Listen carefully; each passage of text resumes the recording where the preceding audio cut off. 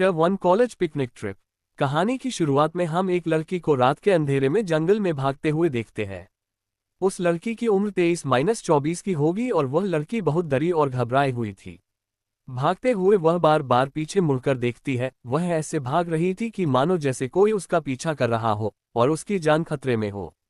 तभी हमें कुछ और लोगों की दौड़ने की आवाज आती है। ये वही लोग हैं जो उस लड़की का पीछा कर रहे थे। देखने में वह लोग गुंडे बदमाश लग रहे थे और उनके पास बंदूक और हथियार भी थे। भागते हुए वह लड़की एक चट्टान के आखिर में पहुंच जाती है। अब वहां से आगे कोई रास्ता नहीं था, सिर्फ नीचे पानी था जो कि पहाड़ के ऊपर के झरने से गिर रहा था। वह लड़की घबराकर पानी की ओर देखती है और सोचती है कि अब मैं क्या करूं। इतने में वहां पर वह गुंडे भी आ जाते हैं। उनमें से एक लड़की की ओर बंदूक तानकर उस पर गोली चला देता है। गोली की आवाज से डरकर वह लड़की पीछे पानी में गिर जाती है। लड़की के कंधे के नीचे से खून भी निकलता हुआ दिखाई देता है, जिससे हमें पता चलता है कि उस लड़की को गोली भी लगी है। वह लड़की पानी में बेजान सी गहराई में नीचे की ओर डूबने लगती है और डूबते हुए वो ये सोचती है कि क्या मेरी जिंदगी का अंत ऐसे ही होना था। मेरे सपने, मेरी उम्मीदें क्या इसी पानी में मेरे साथ डूब जाएंगी। मेरे दोस्त, मेरे अपने क्या कभी मुझे देख भी पाएंगे। इतना सब सोचते हुए वह पानी में और गहराई में डूबती जाती है। इतने में पानी की काली अंधेरी गहराई में उसे एक रोशनी सी दिखाई देती है। वह उस रोशनी की ओर बढ़ती है और कुछ देखने की कोशिश करती है। अचानक उसकी आंखें आश्चर्य से भर जाती है और वह हैरान होकर उस ओर देखती रहती है। आखिर कौन है ये लड़की? वह किससे भाग रही थी और क्यों? कौन है वह लोग जो उसका पीछा कर रहे थे और उसे मारना क्यों चाहते थे? क्या वह लड़की अपनी जान बचा पाएगी? और सबसे जरूरी बात कि आखिर पानी के अंदर उस लड़की ने ऐसा क्या देख लिया जिसे देखकर वह आश्चर्यचकित रह गई? इन सब सवालों का जवाब पाने के लिए हम समय में कुछ घंटे पहले चलते हैं। कहानी की शुरुआत होती है एक बस से, जिसमें कुछ कॉलेज स्टूडेंट बैठे होते हैं।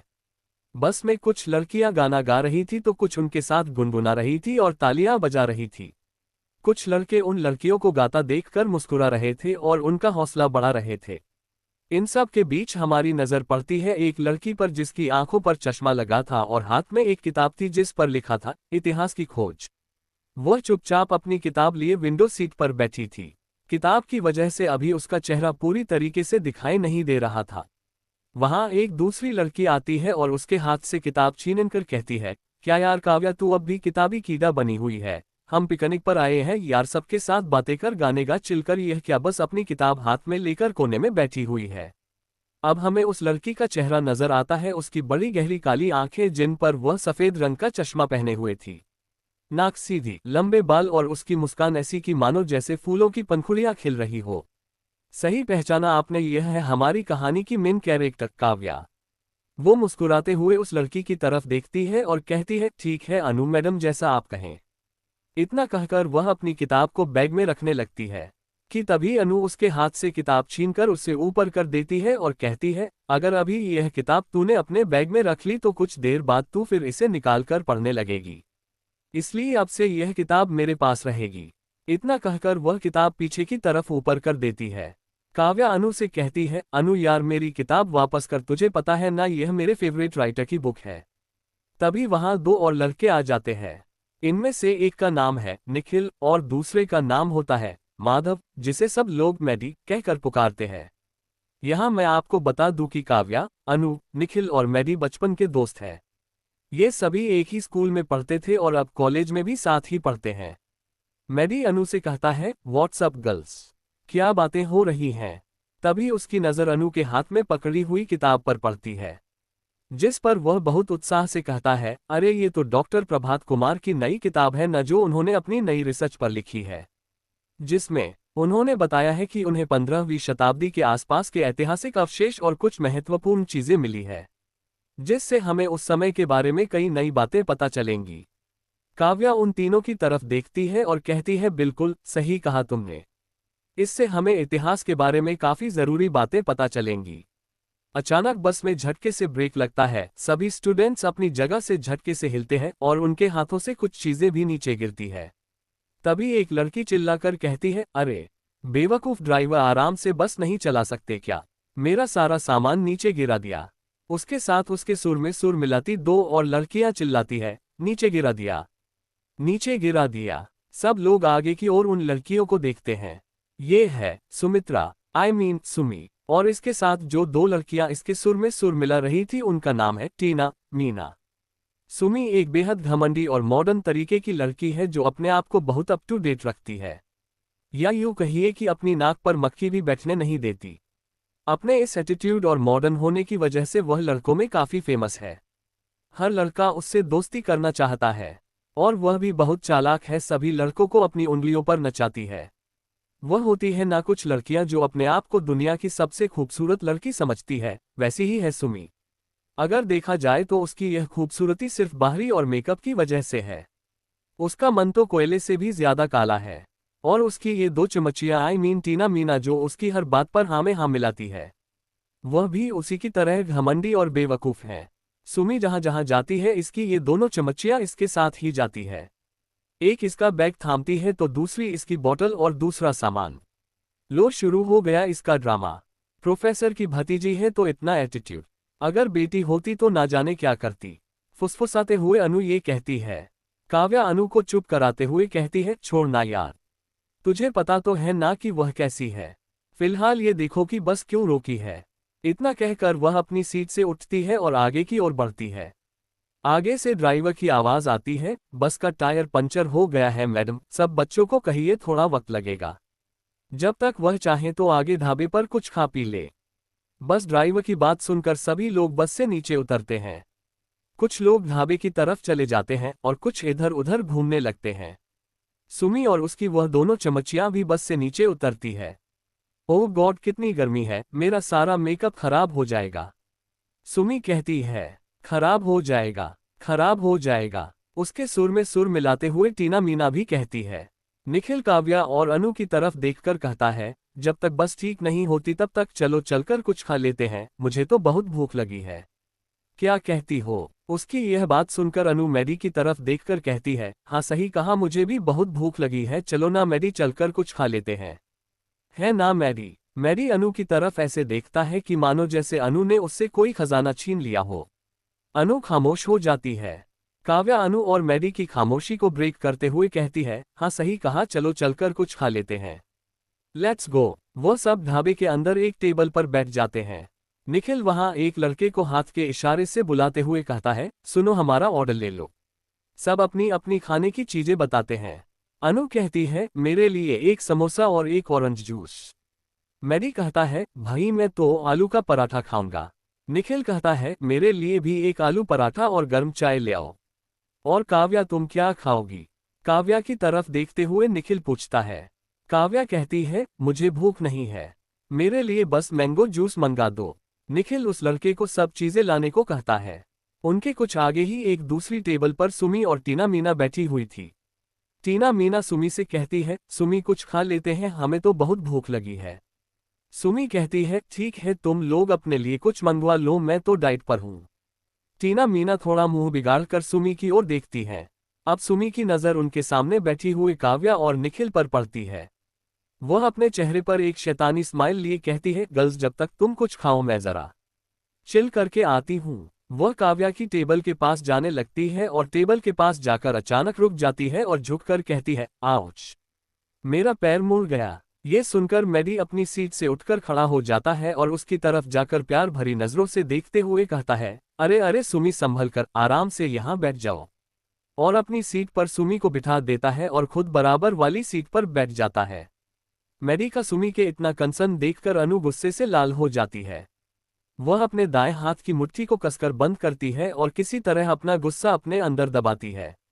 सुमी फ्लटिंग अंदाज में निखिल की तरफ देखकर कहती है, निखिल तुमने पूछा नहीं कि मैं कैसी हूं। ये सुनकर निखिल मुस्कुराकर सुमी की ओर देखता है और उससे पूछता है, कैसी हो तुम सुमी? ये सब देखकर अब काव्या को भी गुस्सा आने लगता है।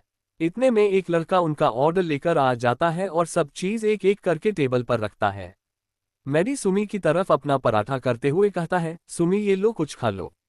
सुमी पराठे की ओर अजीब सी नजरों से देखते हुए कहती है, अरे ये कितना ऑयली है, मैं यह नहीं खा सकती, इसमें कितनी कैलोरीज होंगी। और इतना कहकर सामने की तरफ रखे काव्या के मैंगो जूस के गिलास को पीने के लिए उठा लेती है। ये देखकर काव्या गुस्से से कहती है, इसे निखिल ने मेरे लिए मंगवाया है। निखिल माहौल की गर्मी को समझते हुए काव्या से कहता है, अरे काव्या, जाने दो यार, मैं तुम्हारे लिए दूसरा ऑर्डर कर देता हूँ। काव्या निखिल से कुछ कहना तो चाहती है पर किसी तरह खुद को कंट्रोल कर लेती है। सुमी एक शैतानी स्माइल लिए काव्या की तरफ देखते हुए जूस पीने लगती है। मैडी भी सुमी को वैसे ही प्यार भरी नजरों से निहारता रहता है। ये सब देखकर तो अब अनु को सुमी पर और भी गुस्सा आता है और वह पास में रखा हुआ पानी से भरा गिलास अपनी कोहनी से सुमी की तरफ लुढ़का देती है, जिससे वह पानी सुमी की ड्रेस पर जाकर गिर जाता है। सुमी हड़बड़ाकर चिल्लाते हुए उठती है और कहती है, यह क्या किया तुमने बेवकूफ, मेरी सारी ड्रेस खराब कर दी। अनु हंसते हुए सुमी से कहती है, ओह सॉरी, वह गलती से मुझसे ये गिर गया, लाओ मैं साफ कर देती हूँ। सुमी उसका हाथ दूर को हटा देती है। मैडी और निखिल सुमी को नैपकिन्स देकर उसकी मदद करते हैं। ये सब देखकर तो अब अनु और काव्या को और भी गुस्सा आता है। काव्या गुस्से से उठकर खड़ी हो जाती है और कहती है, मैं जरा वॉशरूम से होकर आती हूँ, और अपना बैग और जैकेट हाथ में लेकर वहां से चली जाती है। जाते हुए काव्या थोड़ा गुस्से में बड़बड़ाती है, ये सुमी के नाटक निखिल क्यों नहीं समझता। वह ये सब सिर्फ सबका अटेंशन पाने के लिए करती है। काव्या ये सब बड़बड़ाती हुई चल रही थी कि तभी उसकी टक्कर एक आदमी से होती है और उसका बैग और जैकेट जमीन पर गिर जाता है। टक्कर की वजह से वह आदमी भी जमीन पर गिर जाता है और उसका सामान भी गिरकर इधर उधर बिखर जाता है। काव्या सॉरी कहकर उठती है। काव्या उस आदमी को कहती है, सॉरी सर, मैंने आपको देखा नहीं, सॉरी, और उसका सामान उठाने में उसकी मदद करती है। वह आदमी काफी घबराया हुआ लग रहा था, जैसी वह किसी से भाग रहा हो। काव्या उसका चेहरा ठीक से नहीं देख पाती क्योंकि वह जल्दी जल्दी जमीन पर पड़ा उस आदमी का सामान उठाने में लग जाती है। वह आदमी काव्या की तरफ देखता है, फिर उसकी नज़र काव्या के बैग और जैकेट पर पड़ती है। वह कुछ सोचता है और उसके हाथ में जो एक छोटा सा पैकेट होता है वह काव्या के जैकेट की पॉकेट में रख देता है। काव्या उस आदमी का सामान एडजस्ट करके उसे पकड़ाती है और कहती है, सॉरी सर, मैं अपने ही ख्यालों में थी, मैंने आपको देखा नहीं, सॉरी, मेरी वजह से आपको चोट लग गई, आई एम सॉरी। वह आदमी, इट्स ओके बेटा, कोई बात नहीं, कोई बात नहीं, कहकर खड़ा हो जाता है और अपना सामान लेकर तेजी से आगे की ओर बढ़ जाता है। काव्या भी अपना बैग और जैकेट उठाकर दूसरी तरफ चली जाती है। आखिर कौन है यह आदमी? वह इतना घबराया हुआ क्यों था? और उसने काव्या के जैकेट में आखिर ऐसा क्या रख दिया? क्या काव्या किसी आने वाले खतरे से अनजान है? क्या इस अनचाही टक्कर की वजह से काव्या की जिंदगी बदलने वाली है? इन सब सवालों का जवाब पाने के लिए पढ़िए इस कहानी का अगला चैप्टर, चेटुक रहस्यमयी पत्थर और ग्रहण की रात। अब तक आपने देखा कि काव्या एक अजनबी आदमी से टकराती है और वह आदमी काव्या के जैकेट में कोई मिस्टीरियस चीज रख देता है और वहां से चला जाता है।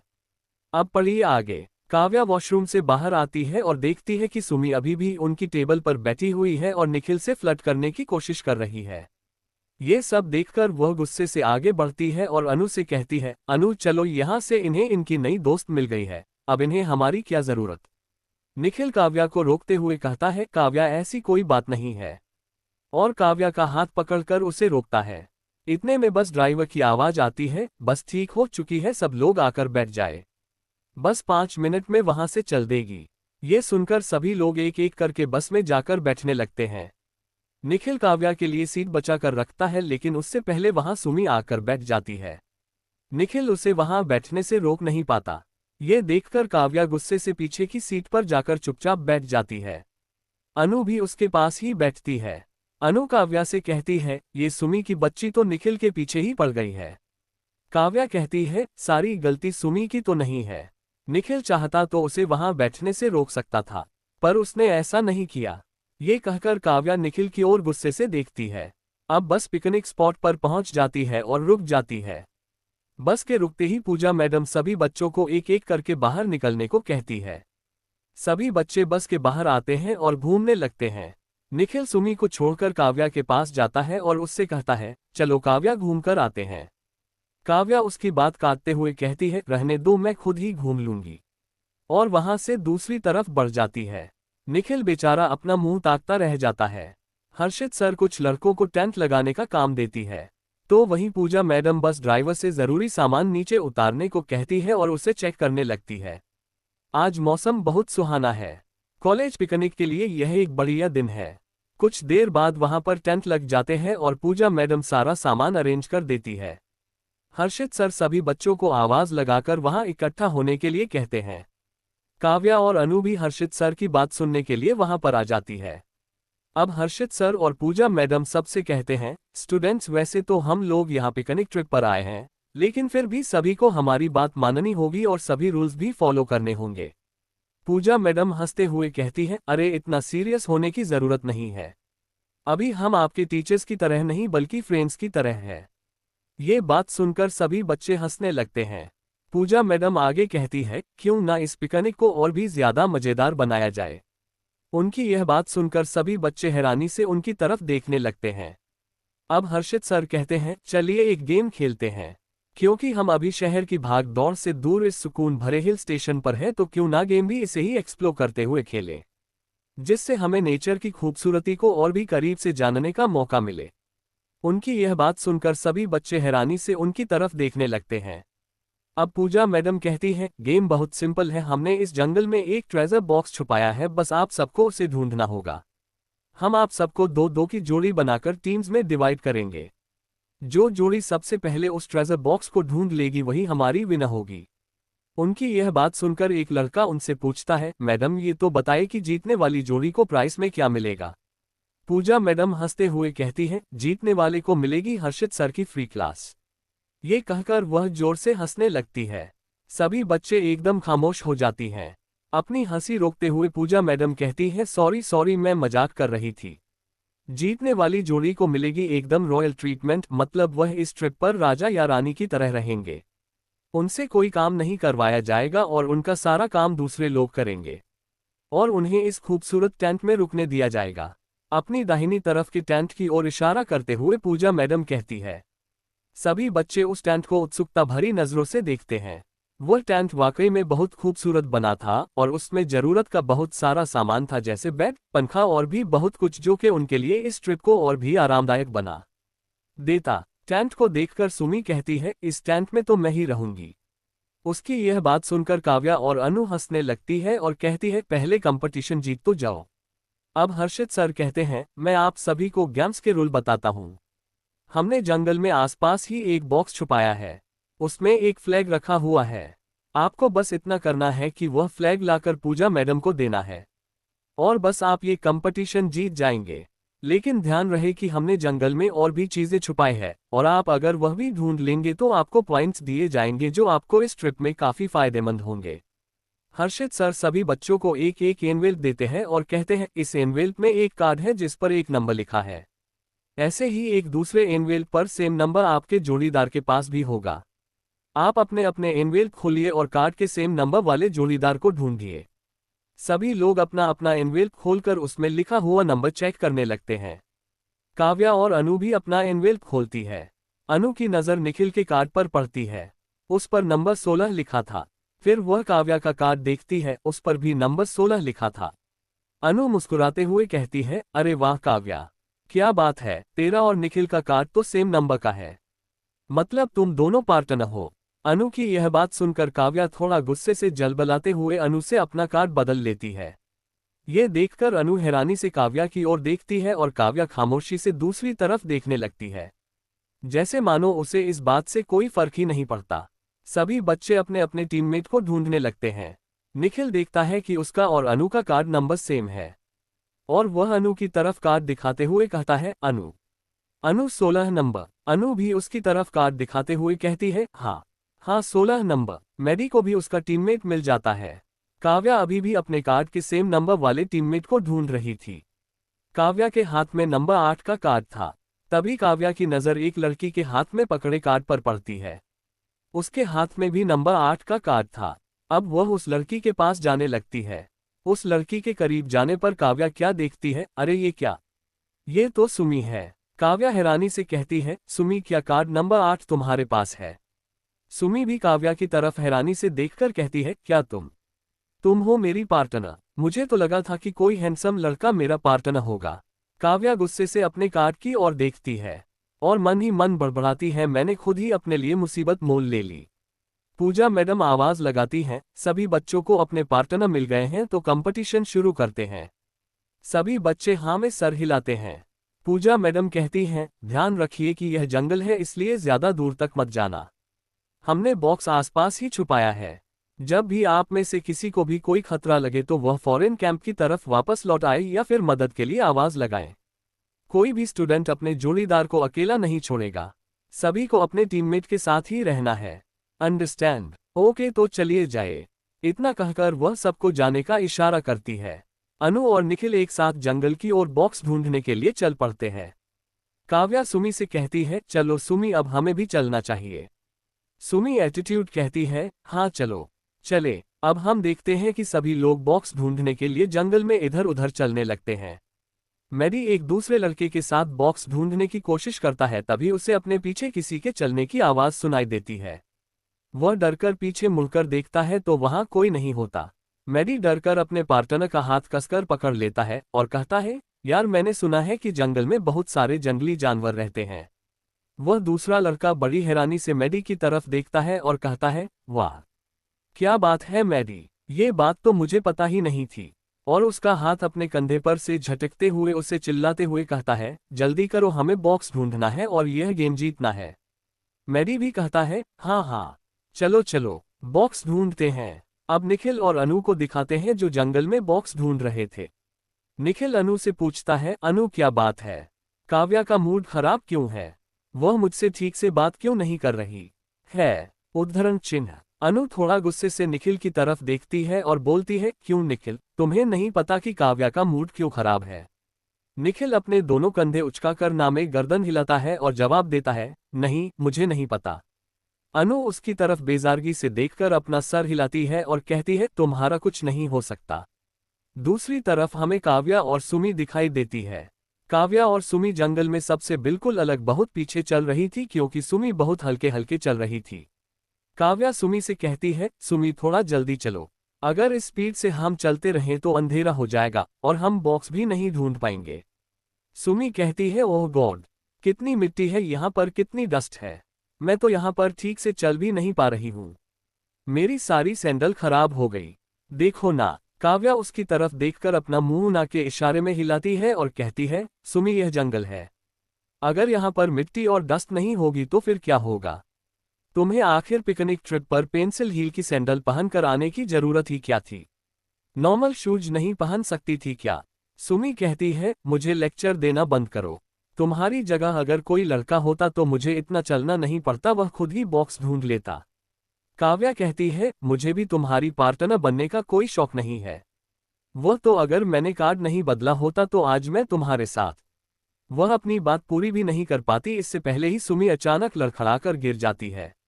आह मेरा पैर मुड़ गया, सुमी कहती है। काव्या सुमी के पास जाती है और उसके पैर को देखती है। वह देखती है कि सुमी की सैंडल टूट गई जिसकी वजह से उसका पैर लड़खड़ा गया और वह गिर गई। सुमी कहती है, ओह गॉड, मेरा पैर बहुत दर्द हो रहा है।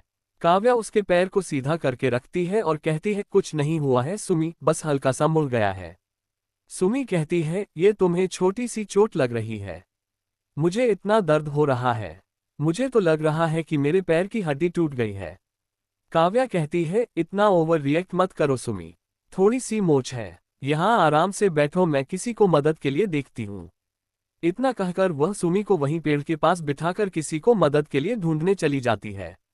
सुमी उसे चिल्लाकर कहती है, जल्दी आना, मैं ज्यादा देर तक यहाँ पर नहीं बैठूंगी। काव्या उसकी बात सुनकर पीछे पलटती है और फिर बिना कुछ बोले आगे बढ़ जाती है। कुछ देर बाद जंगल में जंगली जानवरों के चिल्लाने की आवाज आने लगती है, जिससे डरकर सुमी अचानक से खड़ी हो जाती है और मदद के लिए चिल्लाती है, हेल्प हेल्प, कोई है, कोई मेरी मदद करो। तभी वहां दो लड़के आते हैं और वह कहते हैं, अरे सुमी क्या हुआ तुम्हें? सुमी उनके सामने ओवर एक्टिंग करके कहती है, देखो ना मेरे पैर में मोच आ गई है, मैं चल भी नहीं पा रही हूँ। और उन लड़कों के कंधों पर हाथ रखकर सहारा लेकर उठती है। वह लड़के उसे कहते हैं, चलो सुमी हम तुम्हें कैंप में वापस छोड़ देते हैं।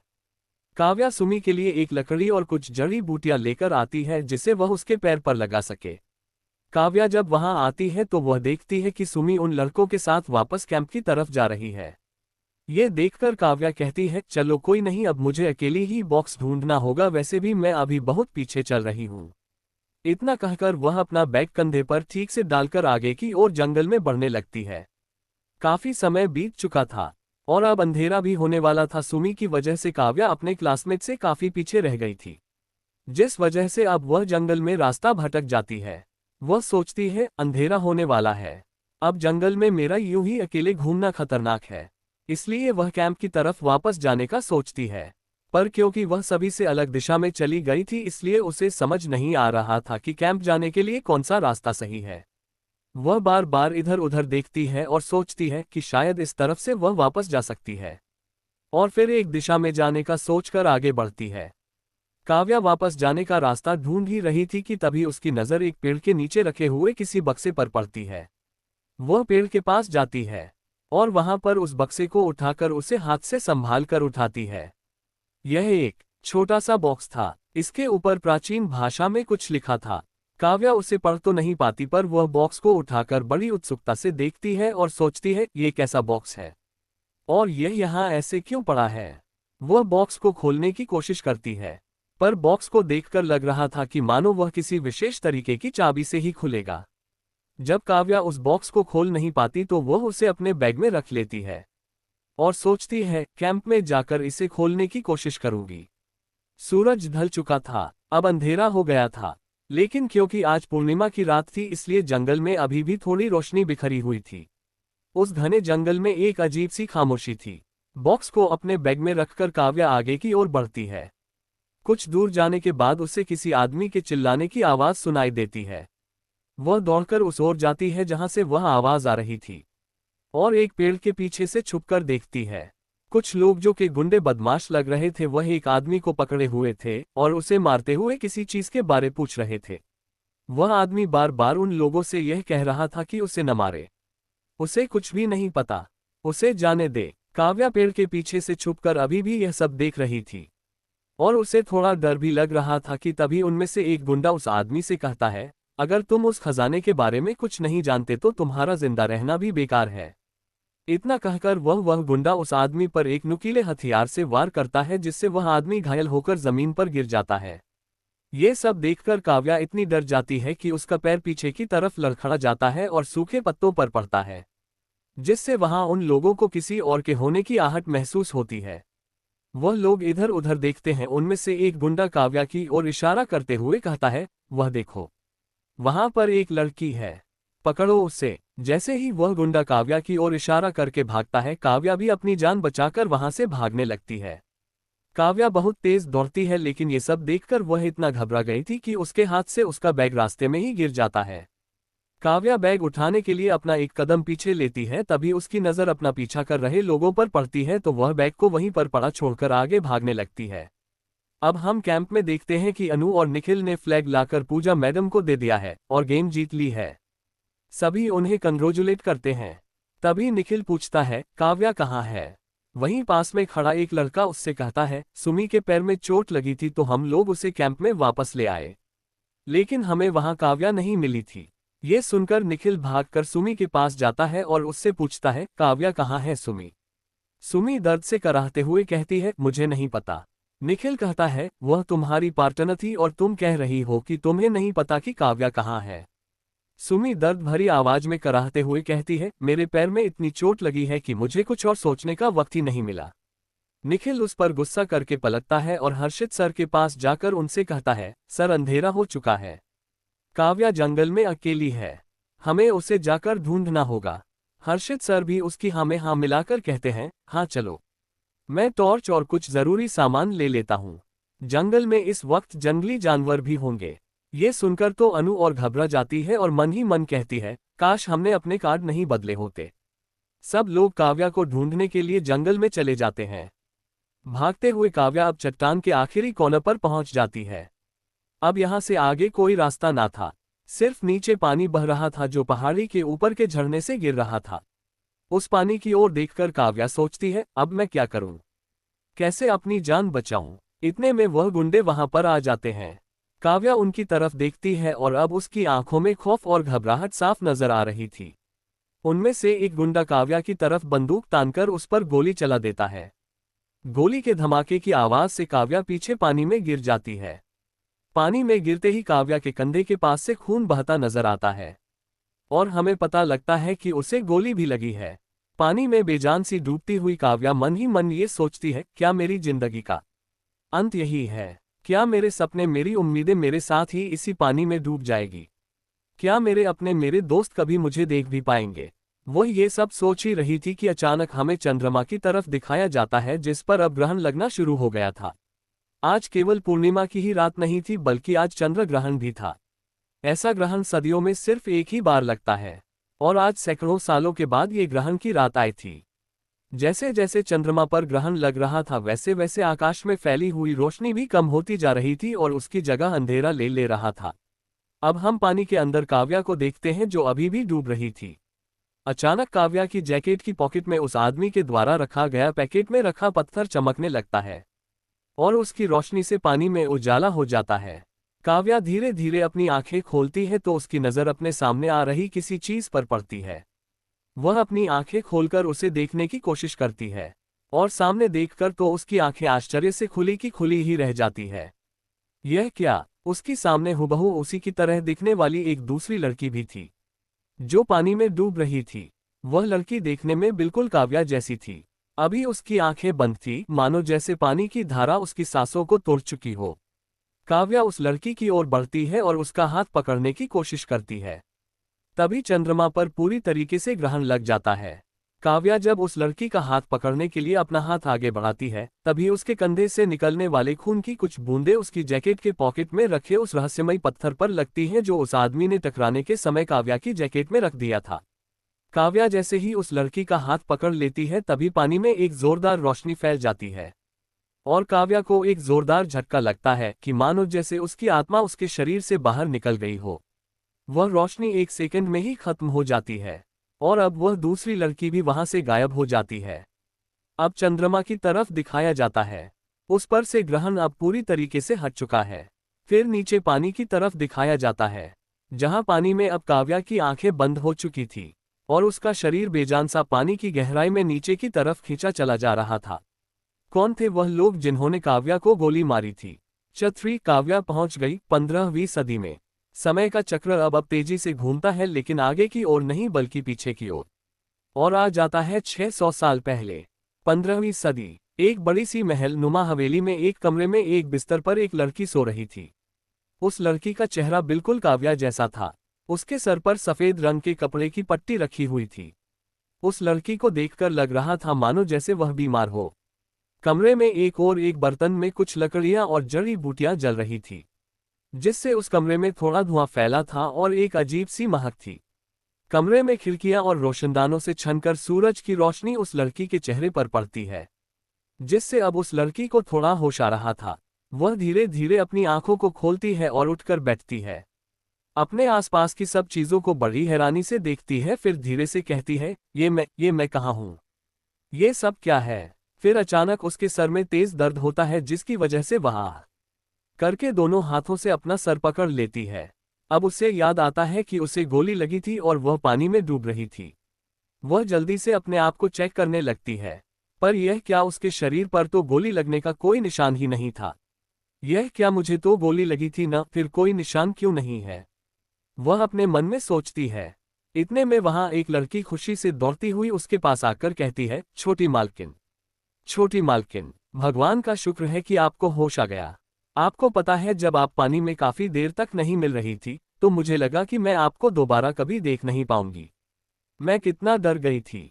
इतना कहकर बच्चों की तरह जोर जोर से रोना शुरू कर देती है। उसकी यह बात सुनकर काव्या हैरानी से उसकी तरफ देखते हुए कहती है, क्या तुमने मुझे बचाया? क्या तुम मुझे यहाँ लेकर आए? ये सुनकर वह दूसरी लड़की अपनी रोती हुई आवाज में उससे कहती है, नहीं नहीं छोटी मालकिन, नहीं। आपको तो पता है ना, मुझे तैरना नहीं आता। वह तो शुक्र है, जब आप पानी में गिरी थी तो वहां आसपास कुछ सैनिक भी थे। उन्होंने ही पानी में कूदकर आपकी जान बचाई। और फिर जोर जोर से रोने लगती है। ये सुनकर काव्या उसे छुपाते हुए कहती है, अच्छा अब रोना बंद करो। देखो मैं बिल्कुल ठीक हूँ। तुम्हारा बहुत बहुत शुक्रिया कि तुमने मुझे बचाया। अब मुझे जाना होगा, मेरे दोस्त मेरा इंतजार कर रहे होंगे। इतना कहकर काव्या पलंग से नीचे उतरती है। वह लड़की काव्या को रोकते हुए कहती है, छोटी मालकिन, छोटी मालकिन, आप ये क्या कह रही हैं? कौन से दोस्त इंतजार कर रहे हैं? काव्या उसकी तरफ देखती है और कहती है, तुम बार बार मुझे छोटी मालकिन क्यों कह रही हो? मेरा नाम काव्या है, ना कि छोटी मालकिन। वह लड़की काव्या की बात को काटते हुए उससे कहती है, छोटी मालकिन, आप ये क्या कह रही हैं? आपका नाम तो अमृता है। काव्या गुस्से से अपनी आंखें बड़ी करके कहती है, ये तुम क्या कह रही हो? अमृता? मैंने कहा ना, मेरा नाम काव्या है। वह लड़की अब हैरानी से काव्या को देखती है और अपनी हथेली को काव्या के सर पर रखकर कहती है, छोटी मालकिन, लगता है बुखार आपके सर पर चढ़ गया है, इसलिए तो आप ऐसी बहकी बहकी बातें कर रही है। काव्या गुस्से से उसका हाथ अपने माथे से हटाते हुए कहती है, मैंने कहा ना, मैं बिल्कुल ठीक हूँ। तभी काव्या को याद आता है कि पानी में उसने अपने जैसे चेहरे वाली एक दूसरी लड़की को भी डूबते हुए देखा था। तो वह सोचती है, शायद ये लोग मुझे वह दूसरी लड़की समझ रहे हैं। कहीं वह लड़की पानी में डूब तो नहीं गई? इससे पहले इन्हें मेरी सच्चाई पता चले, मुझे यहाँ से चले जाना चाहिए।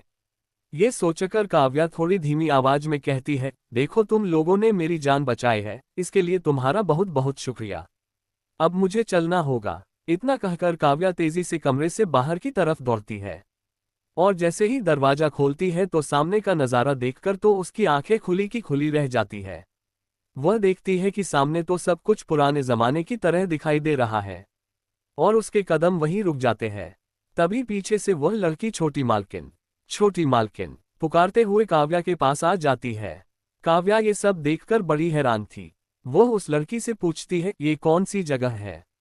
वह लड़की काव्या से कहती है, ये हमारा राज्य है, मेहरानपुरा। क्या आपको ये भी याद नहीं है? ये सुनकर काव्या को कुछ याद आता है। वह कहती है, मेहरानपुरा? ये कैसे हो सकता है? ये राज्य तो 15वीं सदी में हुआ करता था। वह लड़की काव्या को संभालते हुए कहती है, हाँ, तो ये 15वीं सदी ही तो है। उसकी यह बात सुनकर काव्या कहती है, क्या 15वीं सदी? और लखा कर बेहोश हो जाती है। वह लड़की काव्या को पकड़ती है और मदद के लिए किसी को बुलाती है, जिससे वह काव्या को कमरे में ले जाए। अब कमरे में काव्या को दोबारा होश आता है और वह झटके से उठती है और बोलती है, कितना अजीब सपना था। तभी वह अपने आसपास का माहौल देखती है, खुद से कहती है, यह क्या? ये सब तो बिल्कुल मेरे सपने जैसा लग रहा है। क्या मैं अभी भी सपने में ही हूँ? इतना कहकर वह खुद को जोर से एक चिमटी काटती है और उसके मुंह से आवाज निकलती है, आउच! क्या ये सपना नहीं है? तो फिर आखिर यह है क्या? क्या मैं मर गई हूँ और यह मौत के बाद की दुनिया है?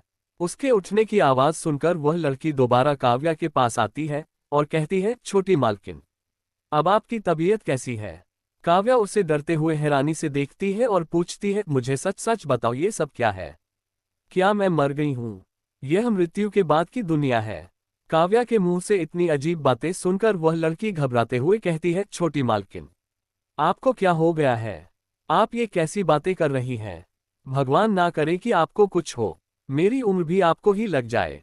काव्या उसकी बात सुनकर थोड़ा शांत होकर एक चैन की सांस लेकर कहती है, इसका मतलब मैं मरी नहीं हूँ, मैं जिंदा हूँ, है ना? वह लड़की काव्या से कहती है, हाँ छोटी मालकिन, बिल्कुल, आप जिंदा है और सुरक्षित अपने घर में है। अब काव्या उस लड़की से कहती है, अपना घर? वह लड़की काव्या से कहती है, हाँ, आपका घर।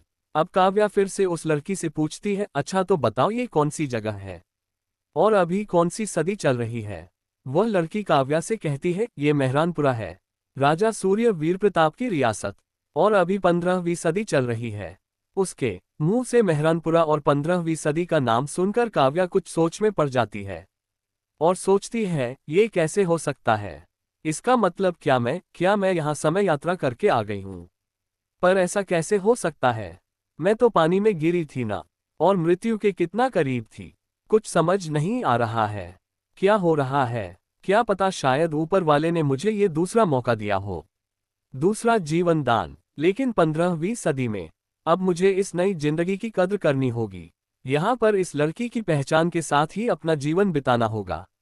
पर कैसे? ना तो मैं इस लड़की के बारे में कुछ जानती हूँ और ना ही यहाँ के लोगों के बारे में। काव्या ये सब सोचकर खामोश थी और अपने आप में ही खोई हुई थी। काव्या को इतना गंभीर देखकर वह लड़की फिर से जोर जोर से रोने लगती है और कहती है, छोटी मालकिन, आपको यह क्या हो गया है? आप ऐसी बातें क्यों कर रही है? उसके रोने की आवाज से काव्या का ध्यान अब उसकी तरफ आता है। काव्या उसे छुपाते हुए कहती है, अरे चुप हो जाओ, चुप हो जाओ। मैंने कहा ना, मैं बिल्कुल ठीक हूँ। मैं पानी में गिरी थी ना, तो शायद मेरे सर पर चोट लगी होगी, इसलिए मेरी याददाश्त चली गई है। तुम चुप हो जाओ और मेरी याददाश्त वापस लाने में मदद करो।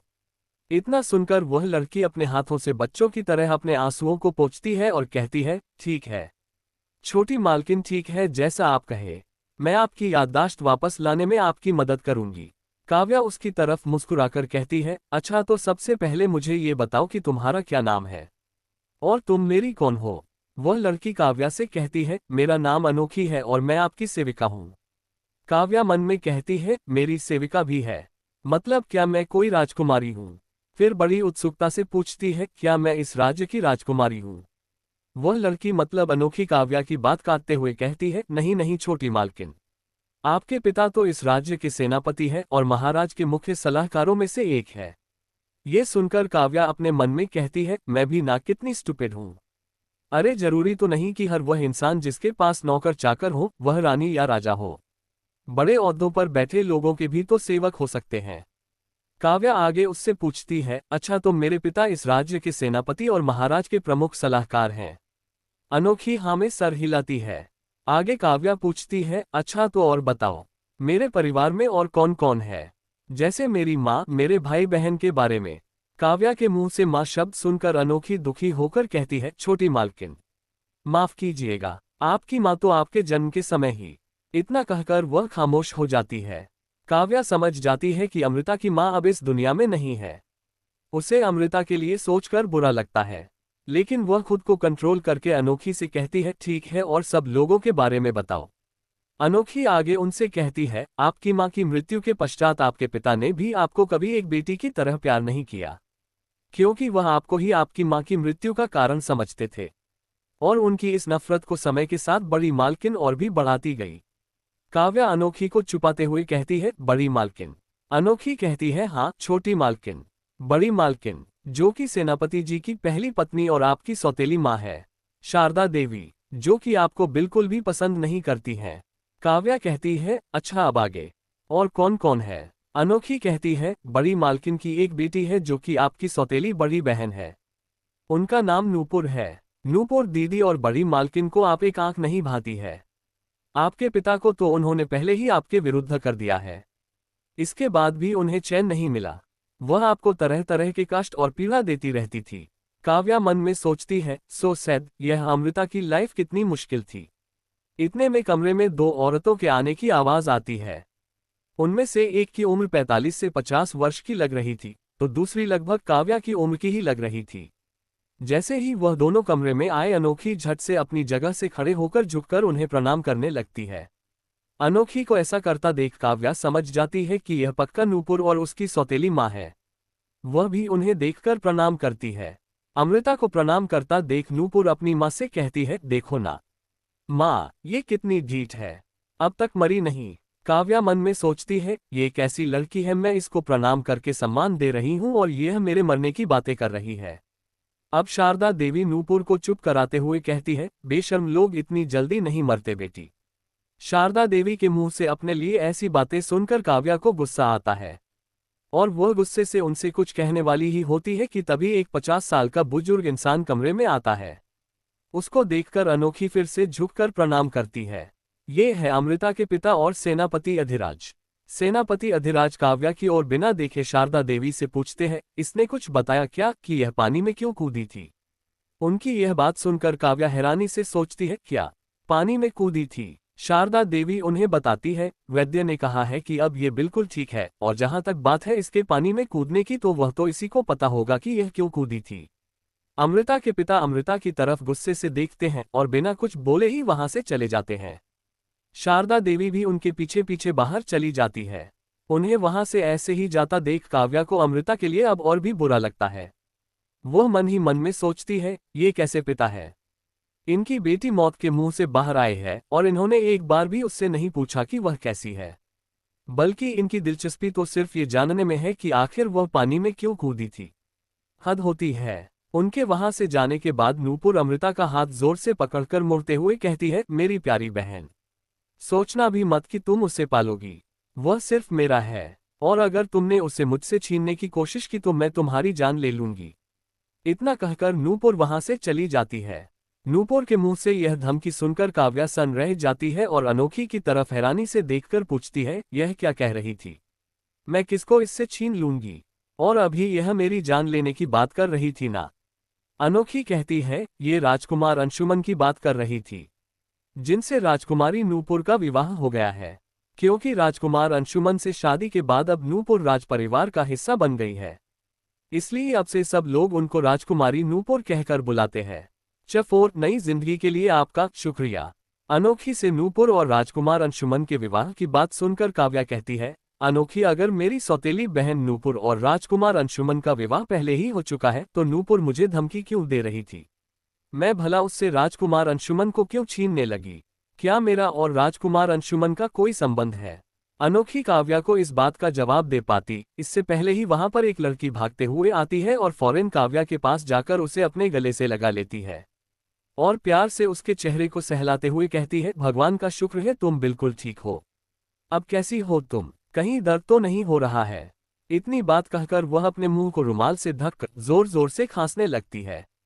उसकी हालत देखकर ऐसा लग रहा था जैसे कि वह बीमार हो। काव्या हैरानी से अनोखी की तरफ देखती है, जैसे मानो वह उससे पूछ रही है कि यह कौन है। अनोखी काव्या के उसकी ओर हैरानी से देखने की वजह को समझ जाती है और पास आकर कहती है, प्रणाम राजकुमारी संध्या। आप चिंता मत कीजिए, छोटी मालकिन अब बिल्कुल ठीक है। अनोखी के मुंह से राजकुमारी शब्द सुनकर काव्या सोचती है, अब ये कौन सी राजकुमारी है और यह मेरे लिए इतनी फिक्रमंद क्यों है? आखिर मैं इसकी लगती ही क्या हूँ? काव्या ये सब सोच ही रही थी कि तभी पीछे से एक आवाज आती है, राजकुमारी संध्या संभलकर दौड़िए मत, आपको पता है ना आपकी तबीयत ठीक नहीं है। एक लड़का जिसकी उम्र 30 साल होगी और उसने शाही पोशाक पहनी थी, ये राजकुमारी संध्या से कहता है और काव्या के पलंग के पास आकर खड़ा हो जाता है। अनोखी उसे देखकर झुककर प्रणाम करती है। काव्या फिर से हैरानी से अनोखी की तरफ देखती है, जैसे अब दोबारा उससे पूछ रही हो, अब बताओ ये कौन है? अनोखी काव्या से कहती है, देखिए ना छोटी मालकिन, राजकुमार विराज भी आपसे मिलने आए हैं। काव्या मन में सोचती है, अरे एक और राजकुमार। राजकुमार विराज काव्या की तरफ चिंता भरी दृष्टि से देखते हुए पूछते हैं, अब आप कैसी हैं अमृता? जब से राजकुमारी संध्या को आपके पानी में डूबने की खबर मिली है तब से वह आपके कुशल स्वास्थ्य के लिए भगवान से प्रार्थना कर रही थी। अपनी प्रिय सखी के लिए मंगल कामना करते हुए वह ये भी भूल गई कि वह भी अभी बीमार है। राजकुमारी संध्या राजकुमार विराज को चुप कराते हुए कहती है, कैसे फिक्र न करें इनकी। ये सिर्फ हमारी बचपन की सखी ही नहीं बल्कि हमारे लिए तो ये हमारी सगी बहनों की तरह है। और जहां तक बात रही हमारी, तो हमें संभालने के लिए आप हैं ना राजकुमार विराज। ये कहकर राजकुमारी संध्या प्यार से राजकुमार विराज का हाथ अपने हाथ पर रख लेती है। ये सब देखकर काव्या समझ जाती है कि ये दोनों पति पत्नी है। अब काव्या अपना सर हिलाकर राजकुमारी संध्या से कहती है, राजकुमारी संध्या अब मैं ठीक हूँ, आप अपने स्वास्थ्य का भी ध्यान रखिए। राजकुमार विराज राजकुमारी संध्या को उठाते हुए कहते हैं, चलिए राजकुमारी संध्या, अब आपकी सखी बिल्कुल ठीक है, अब आप इनको आराम करने दीजिए और आप भी अपनी तबीयत पर ध्यान दीजिए। राज वैद्य ने आपको आराम करने के लिए कहा है ना। चलिए अब हम यहाँ से वापस महल चलते हैं। और वह दोनों वहां से चले जाते हैं। उन दोनों के वहां से जाने के बाद काव्या अनोखी से पूछती है, राजकुमार संध्या से मेरी दोस्ती कब हुई थी? अनोखी काव्या को बताती है, छोटी मालकिन, जब आप 5 वर्ष की थी तब आप हमेशा अपनी माँ के लिए रोते हुए घर के बाहर चली जाती थी। तभी एक दिन राजकुमारी संध्या से आपकी मुलाकात हुई। राजकुमारी संध्या आपसे 5 वर्ष बड़ी है और आपको अपनी छोटी बहनों की तरह मानती है। राजकुमारी संध्या राज्य वित्त मंत्री की पुत्री है और उनका विवाह 3 वर्ष पूर्व ही राजकुमार विराज के साथ हुआ था। विवाह के पश्चात राजकुमारी बनने के बाद भी वह आपको पहले की ही तरह अपनी बहनों के जैसे प्रिय मानती हैं। अनोखी से राजकुमारी संध्या के विषय में जानने के बाद काव्या मन में सोचती है, चलो शुक्र है इस बुरी दुनिया में कोई तो था जिसे अमृता की फिक्र थी। तभी अनोखी देखती है कि सूरज ढलने वाला है। वह काव्या को औषधि उठाकर देती है और कहती है, आज के लिए बस इतना ही, अब आप अपनी दवाई लीजिए और आराम कीजिए। वैद्य जी ने आपको ज्यादा बोलने के लिए मना किया है। काव्या अपना मुंह बनाकर अनोखी की ओर देखती है और कहती है, नहीं, मुझे नहीं लेनी है ये कड़वी दवाई, ये बहुत बेस्वाद होती है। अनोखी थोड़े सख्त अंदाज में काव्या से कहती है, छोटी मालकिन, दवाई तो आपको लेनी ही होगी, नहीं तो आप पूरी तरह ठीक कैसे होंगी? चलिए मुंह खोलिए। काव्या ना करते हुए भी दवाई का काढ़ा पीती है। वह इतना कड़वा होता है कि काव्या अपना मुंह उल्टी करने जैसा बना लेती है। अनोखी काव्या को बिस्तर पर ठीक से लिटाकर और चादर उड़ाकर चली जाती है। सूरज डूब चुका है, रात का समय है। अब घर में मशाले और लालटेन जला दी जाती है। ये सब देखकर काव्या अपने मन में सोचती है, ये 15वीं सदी है, यहाँ पर बिजली थोड़ी ना होगी।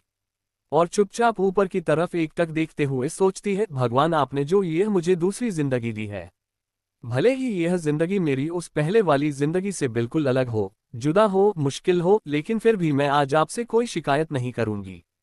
बल्कि आपने तो मुझे दूसरा मौका दिया है, इसके लिए मैं आपकी बहुत बहुत शुक्रगुजार हूं।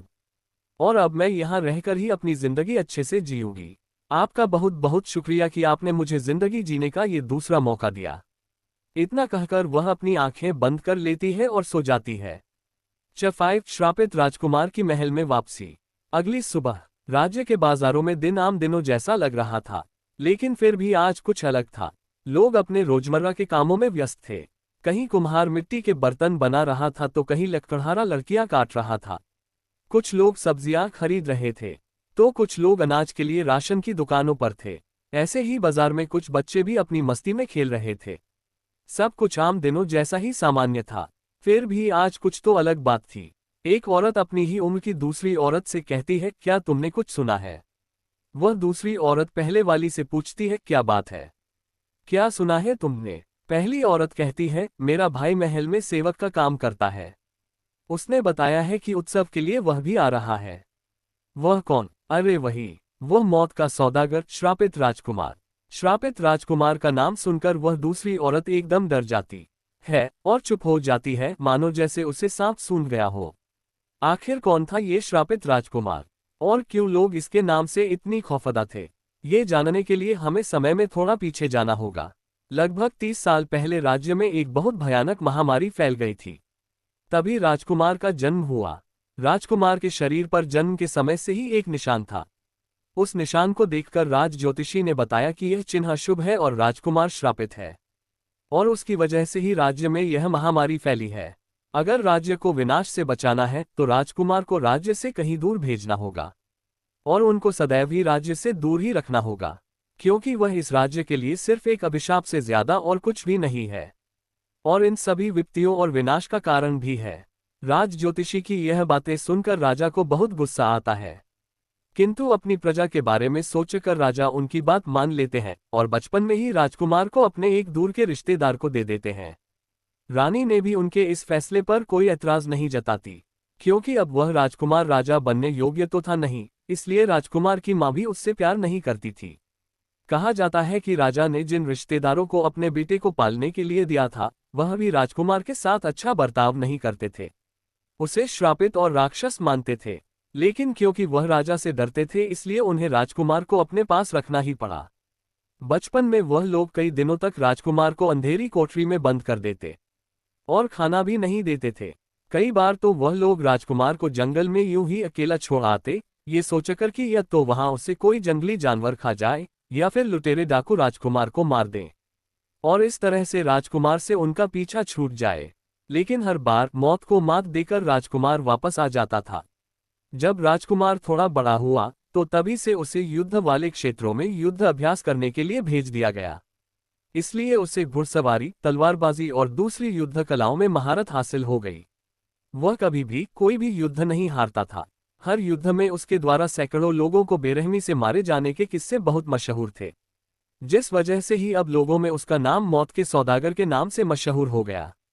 लोग उसे सिर्फ श्रापित राजकुमार और मौत का सौदागर इन्हीं नामों से कहकर बुलाते थे। कोई भी उसे उसके असली नाम तक से नहीं बुलाता था। आज कई सालों बाद वह महल वापस लौट रहा था। उसके आने की खबर से ही लोगों में एक दहशत का माहौल सा बन गया। घोड़ों के दौड़ने की आवाज आती है और एक सैनिक चिल्लाता हुआ कहता है, अंडरस्कोप, पीछे हट जाओ, पीछे हट जाओ, राजकुमार आ रहे हैं। तभी बाजार में भगदड़ मच जाती है और लोग अपनी जान बचाकर इधर उधर भागने लगते हैं और जल्दी जल्दी अपनी दुकानों को बंद करने लगते हैं। वह बच्चे जो अभी रास्ते में खेल रहे थे, वह भी डरकर एक लकड़ी की चारपाई के पीछे छुप जाते हैं। उनमें से एक बच्चा थोड़ा उचककर रास्ते की तरफ से आते हुए लोगों को देखने की कोशिश करता है।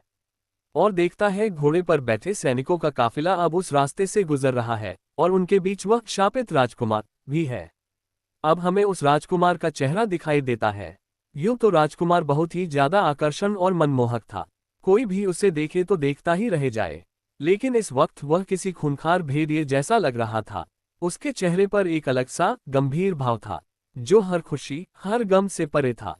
राजकुमार की आंखें काली गहरी बड़ी बड़ी थी, जिन्हें अगर कोई देखे तो डर ही जाए। उनमें उसके अस्तित्व को लेकर कई सवाल थे। घोड़े पर चलते हुए राजकुमार के लंबे बाल हवा में इस तरह से उड़ रहे थे कि मानो जैसे कोई कलाकार हवा में ही अपनी कलाकृति बना रहा हो। राजकुमार ने गहरे काले रंग के कपड़े पहने हुए थे। ये दूसरे राजकुमारों की शाही पोशाक से बिल्कुल अलग थे। राजकुमार के उस रास्ते पर निकालने की वजह से सारे बाजार में सन्नाटा सा छा गया, मानो जैसे वहां उसके अलावा कोई और ना हो। उस सन्नाटे में घोड़ों के चलने की आवाज भी साफ सुनाई दे रही थी। राजकुमार को देखकर वह बच्चा अपनी धीमी सी आवाज में बोल पड़ता है, मौत का सौदागर। शापित राजकुमार उद्धरण चिन्ह। क्योंकि बाजार में सन्नाटा बिखरा हुआ था, इसलिए उस बच्चे की हल्की सी आवाज भी राजकुमार के कानों तक पहुंच जाती है। राजकुमार तुरंत ही अपनी घोड़े की लगाम खींचकर उसे रोकता है। राजकुमार को यूं बीच में रुकता देख बाकी सैनिक भी अपना घोड़ा रोक लेते हैं। राजकुमार अपनी नजरें तिरछी करके माथे पर बल डालते हुए घोड़े से नीचे उतरता है। ये देखकर वह बच्चा डरकर नीचे झुक जाता है। राजकुमार बच्चे के पास जाता है। वह अपना एक पैर जमीन पर रखता है तो दूसरा थोड़ा मोड़कर घुटने के बल रखकर बैठता है और उस बच्चे की तरफ घूरते हुए देखता है। वह बच्चा एक नजर उठाकर राजकुमार को देखता है, फिर अपनी नजरें नीचे जमीन की तरफ कर लेता है। राजकुमार को अपने इतना करीब बैठा देख वह बच्चा डर से कांपने लगता है। बच्चे के हाथ में एक गेंद होती है जो हाथ कांपने की वजह से जमीन पर गिर जाती है और राजकुमार के पास चली जाती है। राजकुमार उस गेंद को अपने हाथ में उठा लेता है। वह बच्चे की तरफ अभी भी वैसे ही देख रहा था। बच्चा डर की वजह से बुरी तरह कांप रहा था। राजकुमार की तरफ अब दोबारा देखने की उसकी हिम्मत ही नहीं होती, इसलिए वह अपनी नजरें नीचे जमीन की तरफ ही किए हुए था। बच्चे की तरफ घूरते हुए देखकर राजकुमार गेंद को 2-3 बार जमीन पर पटकता है और पकड़ता है, जैसे वह अभी इस गेंद से खेल रहा हो। फिर उस बच्चे से बिना कुछ कहे ही गेंद हाथ में लिए खड़ा हो जाता है, घोड़े की तरफ बढ़ता है और उसके ऊपर बैठकर चुपचाप वहां से चला जाता है। राजकुमार के साथ ही बाकी सैनिक भी महल की तरफ आगे बढ़ जाते हैं। राजकुमार के वहां से चले जाने के बाद अब उस बच्चे की जान में जान आती है। तभी एक आदमी उस बच्चे के पास आता है और उसे डांटते हुए कहता है, क्या तुम मृत्युदंड पाना चाहते हो, जो तुम राजकुमार की आंखों में देख रहे थे? वह बच्चा अभी भी डर से कांप रहा था। अब महल की दरवाजे की तरफ दिखाया जाता है जहां राजकुमार का काफिला पहुंच गया था।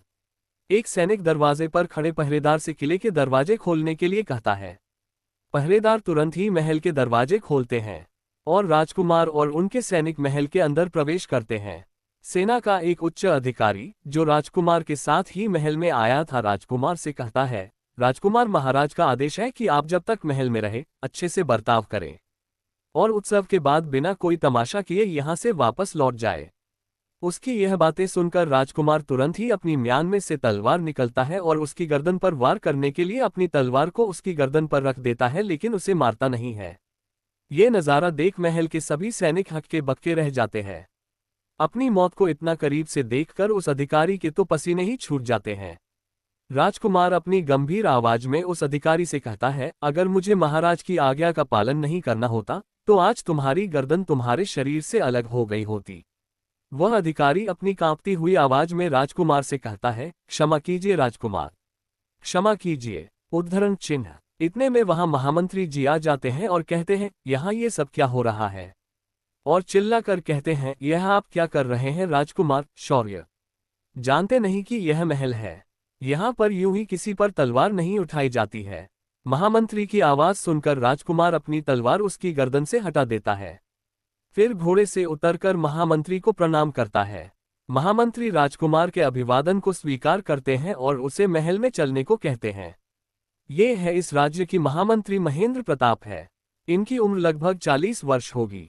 वैसे तो उनकी ज्यादा रुचि कविताएं लिखने और चिकित्सा में है, लेकिन अपनी तेज दिमाग की वजह से ही आज ये राज्य के महामंत्री के पद पर विराजमान है।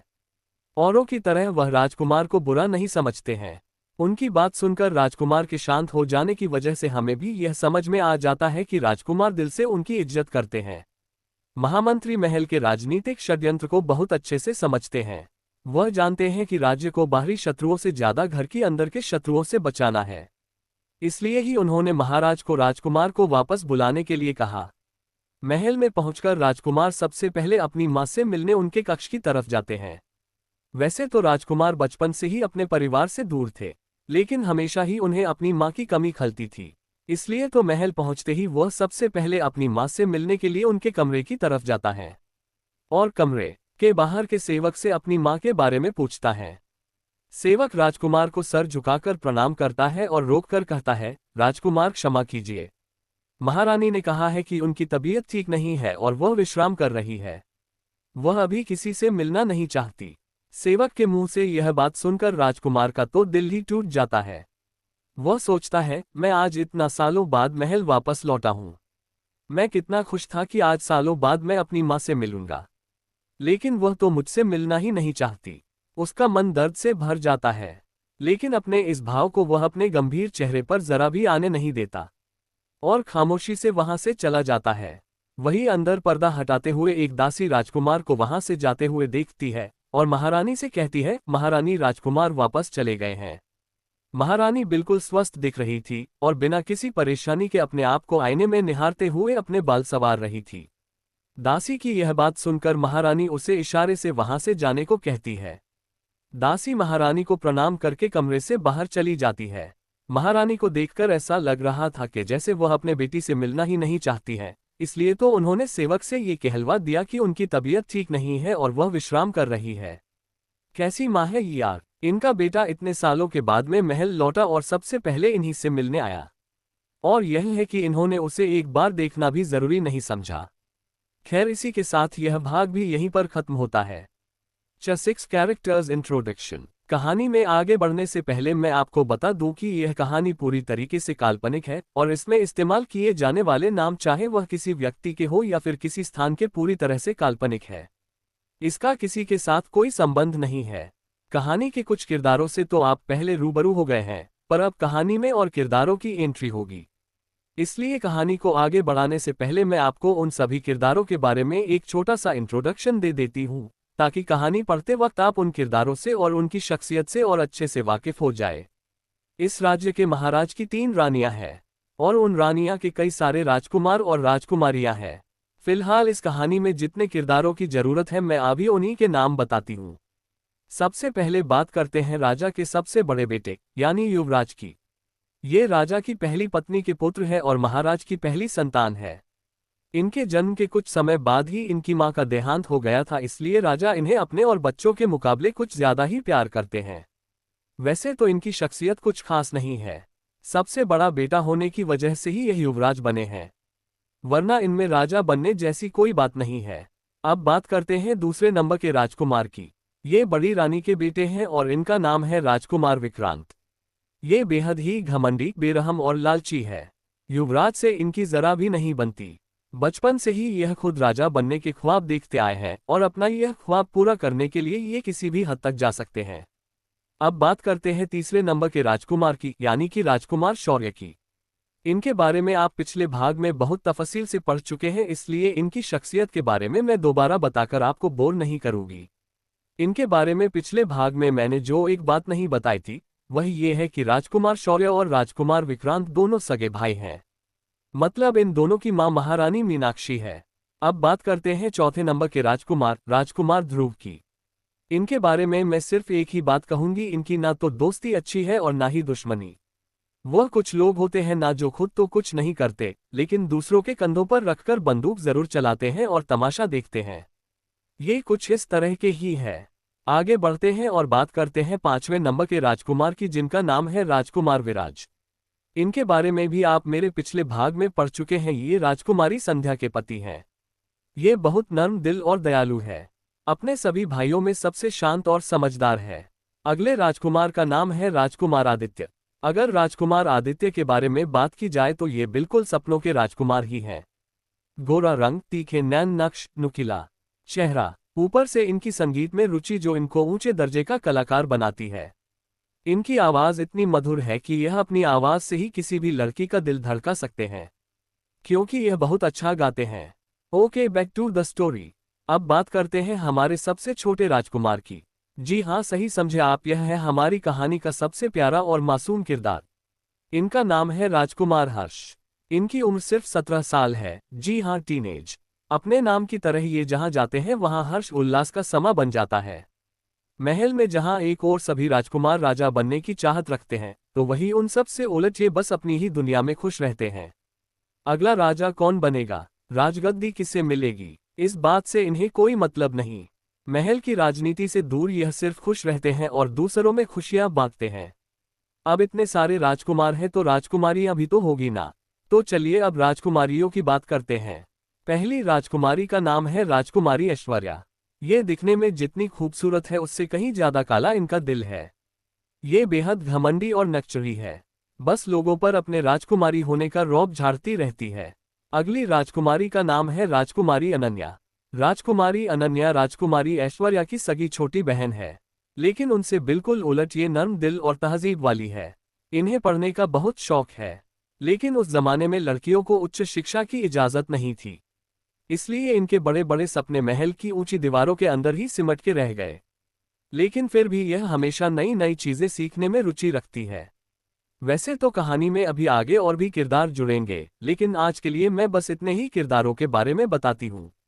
बाकी जैसे जैसे वह किरदार कहानी में आएंगे मैं आपको उनके नाम और उनके काम के बारे में बताती जाऊंगी। दोस्तों, मेरा ये कहानी लिखने का मकसद सिर्फ कंपटीशन में पार्ट लेना ही नहीं है, बल्कि मैं यहाँ अपनी कहानी से आपका दिल भी जीतना चाहती हूँ। क्योंकि मैंने जस्ट अभी लिखना शुरू ही किया है, इसलिए मेरी कहानी पर ज्यादा व्यूज नहीं आते हैं और अभी तक किसी ने रिव्यू भी नहीं दिया। मेरा कंपटीशन जिन लेखकों से है वह पहले से ही कहानी लिख रहे हैं और उनकी कहानी हिट भी हुई है, जिस वजह से उनके फॉलोअर्स भी है और व्यूज भी। मैं अभी इस फील्ड में नहीं हूं, इस वजह से कोई मुझे नहीं जानता, लेकिन फिर भी मुझे इस बात से कोई फर्क नहीं पड़ता, क्योंकि मैं जानती हूं कि प्रतिभा मंच की मोहताज नहीं होती। मेरी आपसे ये दिल से रिक्वेस्ट है कि अगर आपको मेरी कहानी पसंद आ रही है तो प्लीज़ इस पर रिव्यू कीजिए, रेटिंग दीजिए। मेरी कहानी को अपने दोस्तों के साथ शेयर कीजिए ताकि मैं और अच्छा लिखने के लिए मोटिवेट हूँ। एक कलाकार पैसों का नहीं कदरदानों का भूखा होता है। महल में आते ही तलवारों से स्वागत। चैप्टर 7। महल के अंदर युद्ध अभ्यास स्थल में सभी राजकुमार कुश्ती और तलवारबाजी का अभ्यास कर रहे थे। बाकी सभी राजकुमार तो बहुत अच्छे से अभ्यास कर रहे थे, लेकिन राजकुमार हर्ष को देखकर लग रहा था कि उन्हें युद्ध अभ्यास करने में कोई दिलचस्पी नहीं है। इसलिए वह बार बार गुरुजी से डांट खा रहे थे। गुरुजी राजकुमार विक्रांत को कहते हैं, राजकुमार विक्रांत, आप राजकुमार हर्ष के साथ तलवारबाजी का अभ्यास करें। गुरुजी की बात सुनकर राजकुमार विक्रांत तुरंत ही अपनी लकड़ी की तलवार लेकर राजकुमार हर्ष के पास जाते हैं और उससे अपने साथ अभ्यास करने को कहते हैं। राजकुमार हर्ष पहले से ही थक चुका था और इसलिए वह वहां से निकलने की तरकीब लगाता है। राजकुमार हर्ष अपना पेट पकड़कर थोड़ा कराहते हुए कहता है, आह गुरुजी, मेरा पेट, मेरे पेट में बहुत तेज दर्द हो रहा है। आह आह।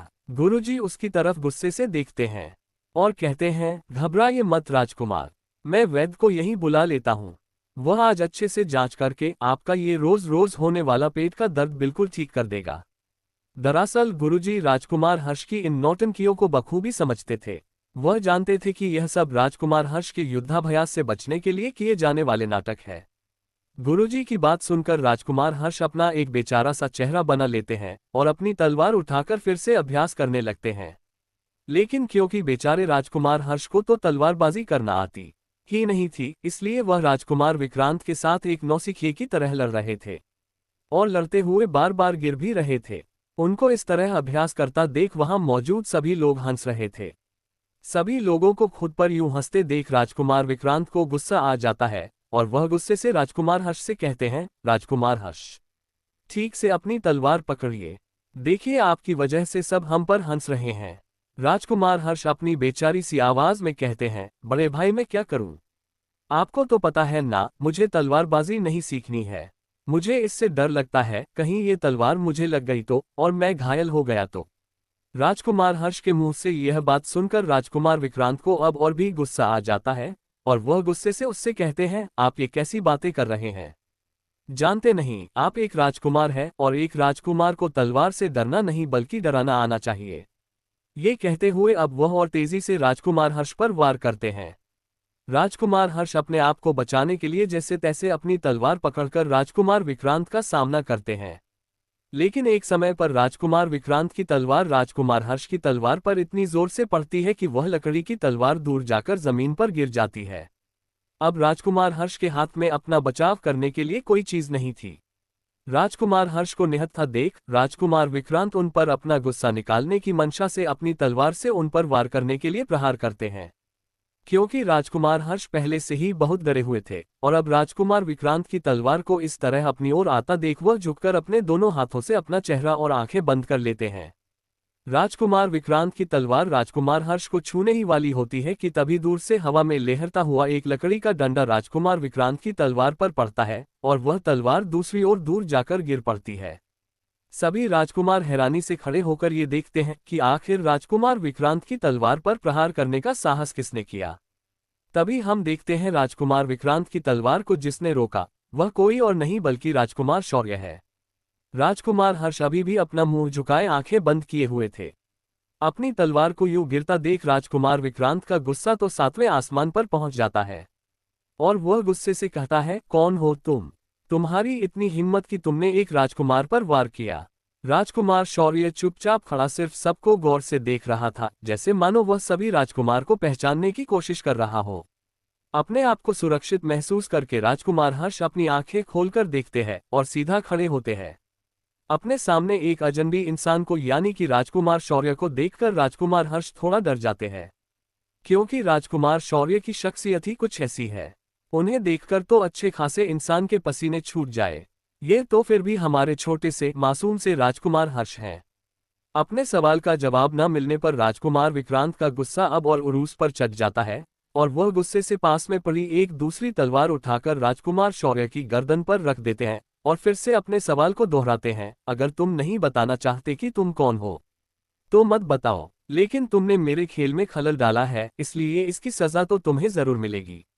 इतना कहकर वह उस तलवार से राजकुमार शौर्य पर वार करने ही वाला होता है कि वहां महामंत्री जी आ जाते हैं और राजकुमार विक्रांत को रोकते हुए बोलते हैं, रुकिए राजकुमार विक्रांत, अपनी आवाज और अपनी तलवार नीचे रखिए। भूलिए मत आप जिससे बात कर रहे हैं वह भी एक राजकुमार है। फिर वह राजकुमार शौर्य से कहते हैं, माफ कीजिएगा राजकुमार शौर्य, महल में आते ही आपका स्वागत तलवारों से हो गया। महामंत्री के मुंह से राजकुमार शौर्य का नाम सुनकर राजकुमार विक्रांत अपनी तलवार नीचे करके बहुत हैरानी से राजकुमार शौर्य की तरफ देखते हैं। बाकी सभी राजकुमार भी अपनी नजरें राजकुमार शौर्य की तरफ करके एकटक होकर देखते हैं। अब महामंत्री जी सभी राजकुमारों को कहते हैं, यह कोई और नहीं आपके भाई हैं राजकुमार शौर्य। महामंत्री जी राजकुमार शौर्य को एक एक करके सभी राजकुमारों का नाम बताते हैं और सभी राजकुमारों को राजकुमार शौर्य से मिलने के लिए कहते हैं। सबसे पहले राजकुमार विराज और राजकुमार आदित्य आगे आकर राजकुमार शौर्य से अच्छे से मिलते हैं। फिर बेमन से ही सही राजकुमार ध्रुव भी आकर राजकुमार शौर्य से मिलता है। अब डरते डरते राजकुमार हर्ष राजकुमार शौर्य के पास आता है और उससे हाथ मिलाकर फौरन दूर भाग जाता है। सभी राजकुमार तो राजकुमार शौर्य से मिल लिए थे, लेकिन राजकुमार विक्रांत अभी भी गुस्से से राजकुमार शौर्य की तरफ देख रहा था। राजकुमार विक्रांत को देखकर लग रहा है कि जैसे इन्हें राजकुमार शौर्य से मिलकर कुछ खास खुशी नहीं हुई है। अरे खास तो छोड़िए, मुझे तो लगता है बिल्कुल भी खुशी नहीं हुई है। मैं कह रही हूं ना, बिल्कुल भी खुशी नहीं हुई। महामंत्री जी राजकुमार विक्रांत को शौर्य से मिलने के लिए कहते हैं, लेकिन ये घमंडी राजकुमार शौर्य से हाथ मिलाए बिना ही अकड़कर वहां से चला जाता है। कहने को तो राजकुमार विक्रांत और राजकुमार शौर्य सगे भाई हैं, लेकिन इन्हें देखकर लग रहा है कि जैसे ये दोनों एक दूसरे के जानी दुश्मन हो। राजकुमार शौर्य अभी भी वहीं खड़ा था, तभी एक सेवक दौड़ते हुए आता है और महामंत्री को प्रणाम करके कहता है, प्रणाम महामंत्री जी, महाराज ने आपको याद किया है। महामंत्री जी राजकुमार शौर्य को भी अपने साथ दरबार में चलने को कहते हैं। एक विशालकाय दरबार में बेहद ही खूबसूरत से सिंहासन पर महाराज बैठे हुए थे। राजकुमार शौर्य दरबार में पहुंचकर सबसे पहले झुककर महाराज को प्रणाम करता है। महाराज राजकुमार शौर्य की तरफ अपनी स्नेह भरी नजरों से देखते हैं। आज सालों बाद वह अपने बेटे से मिल रहे हैं, इस बात की उन्हें बहुत खुशी थी। और उसका अभिवादन स्वीकार करते हैं और राजकुमार शौर्य को खड़े होने के लिए कहते हैं। लेकिन जैसे ही राजकुमार शौर्य महाराज की तरफ देखते हैं, महाराज उससे अपनी नजरें चुरा लेते हैं, जैसे मानो मन ही मन वह अपने आप को उसका अपराधी मान रहे हो। महामंत्री जी महाराज को प्रणाम करके कहते हैं, महाराज उत्सव की सब तैयारी अच्छे से चल रही है, बस कुछ कार्य ही बाकी रह गया है। आपने जो जो काम करने को कहा था वह काम मैं खुद अपनी निगरानी में करवा रहा हूँ। सभी मेहमानों को उत्सव का निमंत्रण दे दिया गया है। आप चिंता मत कीजिए महाराज, इस साल यह उत्सव इतना शानदार होगा कि लोग सालों तक इसे याद रखेंगे। महामंत्री की बात सुनकर महाराज सिर्फ अपना सर हिलाकर बिना कुछ कहे अपनी स्वीकृति देते हैं। महाराज राजकुमार शौर्य से पूछते हैं, राजकुमार शौर्य, आप कैसे हैं? आपका सफर कैसा रहा? आपको यहाँ कोई तकलीफ तो नहीं है? अगर आपको किसी भी चीज की जरूरत हो तो बिना किसी झिझक के बता दीजिएगा। आप कई सालों के बाद महल वापस लौटे हैं, क्या आप अपने भाई बहनों से मिल लिए? राजकुमार शौर्य कहता है, जी महाराज, जैसी आपकी आज्ञा। मैं उन सब से मिल चुका हूँ, लेकिन मुझे लगता है कि मुझसे मिलकर उन्हें कुछ खास खुशी नहीं हुई है। इतना कहकर वह महाराज की आज्ञा लेकर दरबार से बाहर चला जाता है। राजकुमार शौर्य के मुंह से यह बातें सुनकर अब महाराज खुद पर और भी शर्मिंदा हो जाते हैं। वह मन ही मन सोचते हैं, इसमें तुम्हारी कोई गलती नहीं है बेटा। अगर मैंने तुम्हें खुद से दूर ना किया होता तो आज हालात कुछ और होते। पर उस समय मैं और कर भी क्या सकता था? एक राजा के लिए उसकी प्रजा भी उसकी संतान ही होती है। एक राजा को खुद से पहले अपनी प्रजा के लिए सोचना होता है। मैं पुत्र मोह में अंधा होकर अपनी प्रजा को विपत्ति में कैसे डाल सकता था? हो सके तो मुझे माफ कर देना मेरे बच्चे। इसी के साथ हमारा ये भाग भी यहीं पर खत्म हो जाता है। मिलते हैं अगले भाग में। चैट, आप अपने जीवन का मकसद तलाशे। चैप्टर 8। अब तक आपने पढ़ा कि महाराज से मिलने के बाद राजकुमार शौर्य दरबार से बाहर चला जाता है। महामंत्री भी राजकुमार के साथ ही बाहर आते हैं। वैसे तो राजकुमार शौर्य इतने सालों के बाद अपने घर वापस लौटा था, लेकिन अपने परिवार की बेरुखी देखकर उसके चेहरे पर एक अलग सी उदासी थी। उसकी यह उदासी महामंत्री जी समझ जाते हैं और उसका मूड ठीक करने के लिए उससे कहते हैं, राजकुमार शौर्य, चलिए मैं आपको पूरा महल दिखा देता हूँ, फिर आपको आपका कमरे में भी छोड़ दूंगा। चलिए साथ ही चलते हैं। राजकुमार शौर्य हाँ में अपना सर हिलाकर उनके साथ चलना शुरू कर देता है, लेकिन वह अभी भी उदास और खामोश था।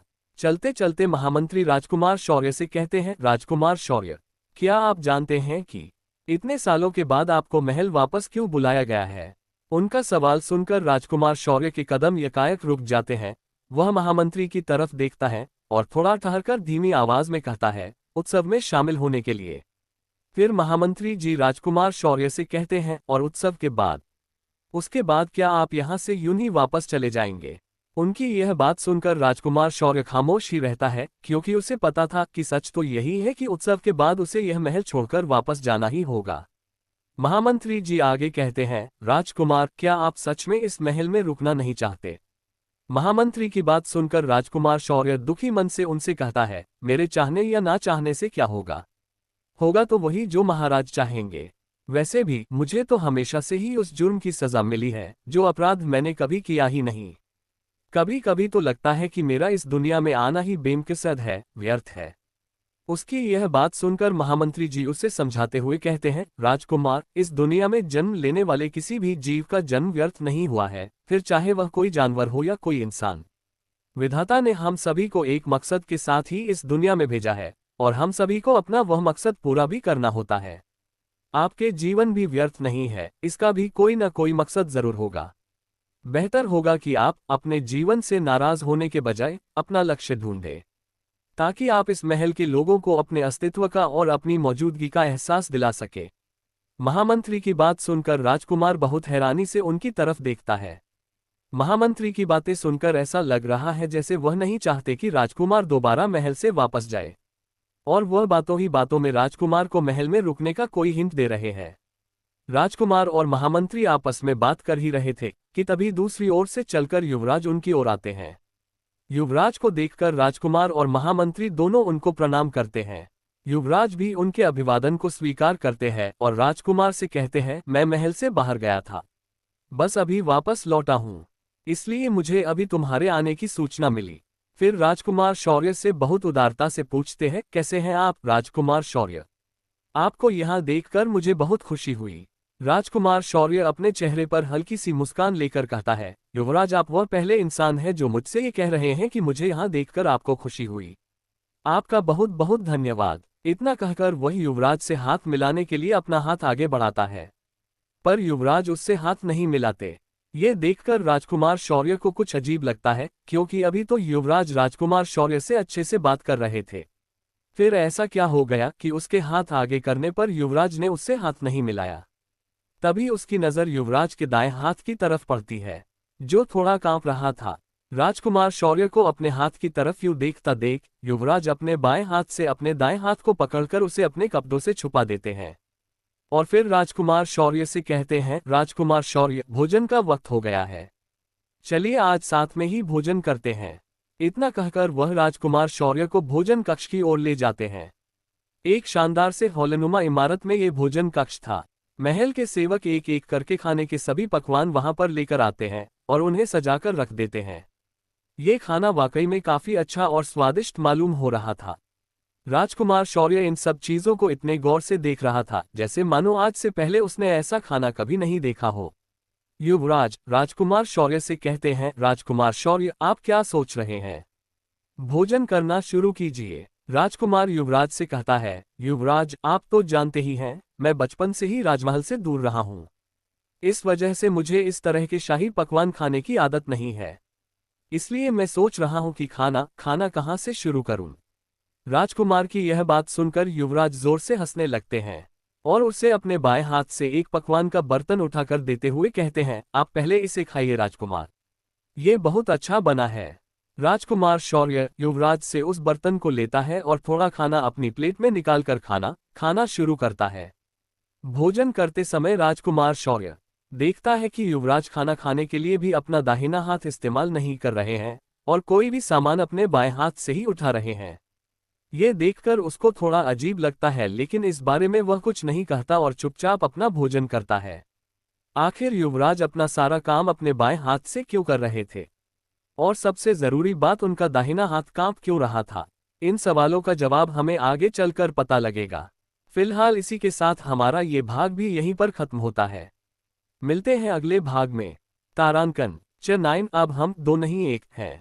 चैप्टर 9। चलिए अब बात करते हैं अमृता यानी कि काव्या की। काव्या अपने कमरे में थोड़ी परेशान सी अपने नाखून चबाते हुए इधर से उधर चक्कर लगा रही थी। उसे देखकर ये लग रहा था कि जैसे वह किसी गहरी सोच में डूबी हुई है। वह अपने मन में खुद से ही बात करती है, ये तो कन्फर्म है कि मैं टाइम ट्रैवल करके वक्त में कई सौ साल पीछे यहाँ 15वीं सदी में आ गई हूँ। पर आखिर मैं यहाँ आई तो आई कैसे? मतलब ऐसे थोड़ी ना कोई टाइम ट्रैवल कर सकता है। मतलब ये तो सिर्फ किस्से कहानियों में ही होता है। माना कि जिस दुनिया से मैं यहाँ आई हूँ वहां पर इंसान चांद तक भी पहुंच गया है। अरे चांद तो छोड़ो, हम तो मंगल ग्रह पर भी बसने की तैयारी कर रहे हैं। मगर फिर भी टाइम ट्रैवल आज भी एक अनसुलझी पहेली ही बना हुआ है। इसके बारे में कोई सटीक जानकारी नहीं है। और फिर गोली का क्या? मुझे अच्छे से याद है कि मुझे गोली लगी थी, तो फिर मेरे शरीर पर उसका कोई जख्म या निशान क्यों नहीं है?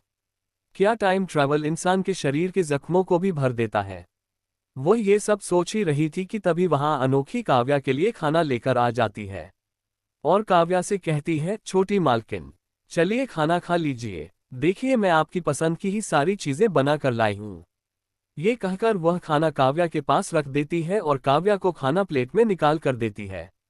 लीजिए छोटी मालकिन और अच्छे से खाइए, देखिए ना आप कितनी कमजोर हो गई है। उसकी अपने लिए इतनी परवाह देखकर काव्या को बहुत अच्छा लगता है और वह उसकी तरफ प्यार से देखकर कहती है, तुम मेरी इतनी फिक्र क्यों कर रही हो? देखो अब मैं बिल्कुल ठीक हूँ और मेरी छोड़ो, जरा खुद को तो देखो, तुम खुद भी कितनी कमजोर और थकी हुई लग रही हो। तुम्हें देखकर लग रहा है जैसे तुमने सुबह से कुछ नहीं खाया। फिर अपने हाथ से एक निवाला बनाकर उसे खिलाने के लिए अपना हाथ आगे करती है, चलो अपना मुंह खोलो। अनोखी हड़बड़ाकर कहती है, नहीं नहीं छोटी मालकिन, मैं कैसे? आप ये क्या कर रही हैं? आप तो जानती हैं न कि मैं आपकी नौकर हूँ, मैं भला आपके साथ खाना कैसे खा सकती हूँ? उसकी बात सुनकर काव्या उसे डांटते हुए कहती है, तो क्या हुआ? क्या सेवकों को भूख नहीं लगती है? हाँ, एक बात और, तुम मेरी कोई नौकर नहीं हो, बल्कि मेरी सहेली की तरह हो। अब चलो चुपचाप अपना मुंह खोलो। अनोखी अभी भी अपना मुंह बंद किए हुए थी और दूर को हटकर कहती है, आप बहुत अच्छी है छोटी मालकिन, लेकिन मैं अभी खाना नहीं खा सकती। अब काव्या कड़क आवाज में कहती है, देखो यह मेरा आदेश है कि तुम मेरे साथ खाना खाओ। मैं ये नौकर मालिक वाले कायदे नहीं मानती। चलो अब जल्दी से करो। अनोखी कहती है, छोटी मालकिन वो बात नहीं है। मैंने आपकी सलामती के लिए मन्नत मांगी थी कि जब आप ठीक हो जाएंगी तो मैं निर्जल उपवास रखूंगी। और आज मेरा उपवास है, इसलिए मैं अभी आपके के साथ खाना नहीं खा सकती।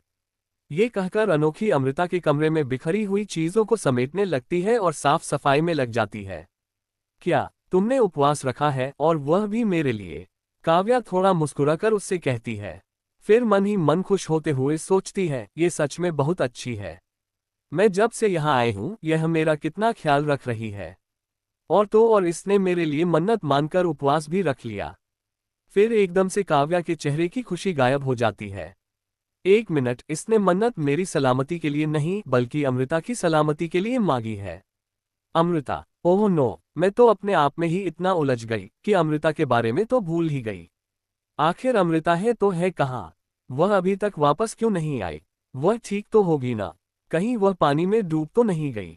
फिर खुद को समझाते हुए कहती है, नहीं नहीं नहीं, ये मैं क्या सोच रही हूँ। मुझे नेगेटिव नहीं सोचना चाहिए। वह बिल्कुल ही ठीक होगी।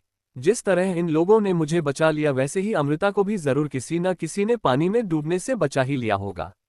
लेकिन अगर अमृता जिंदा है तो वह अभी तक लौटकर आई क्यों नहीं? कहीं वह किसी मुसीबत में तो नहीं फंस गई? मुझे इन लोगों को सब कुछ सच बताना होगा ताकि यह अमृता को ढूंढ ले।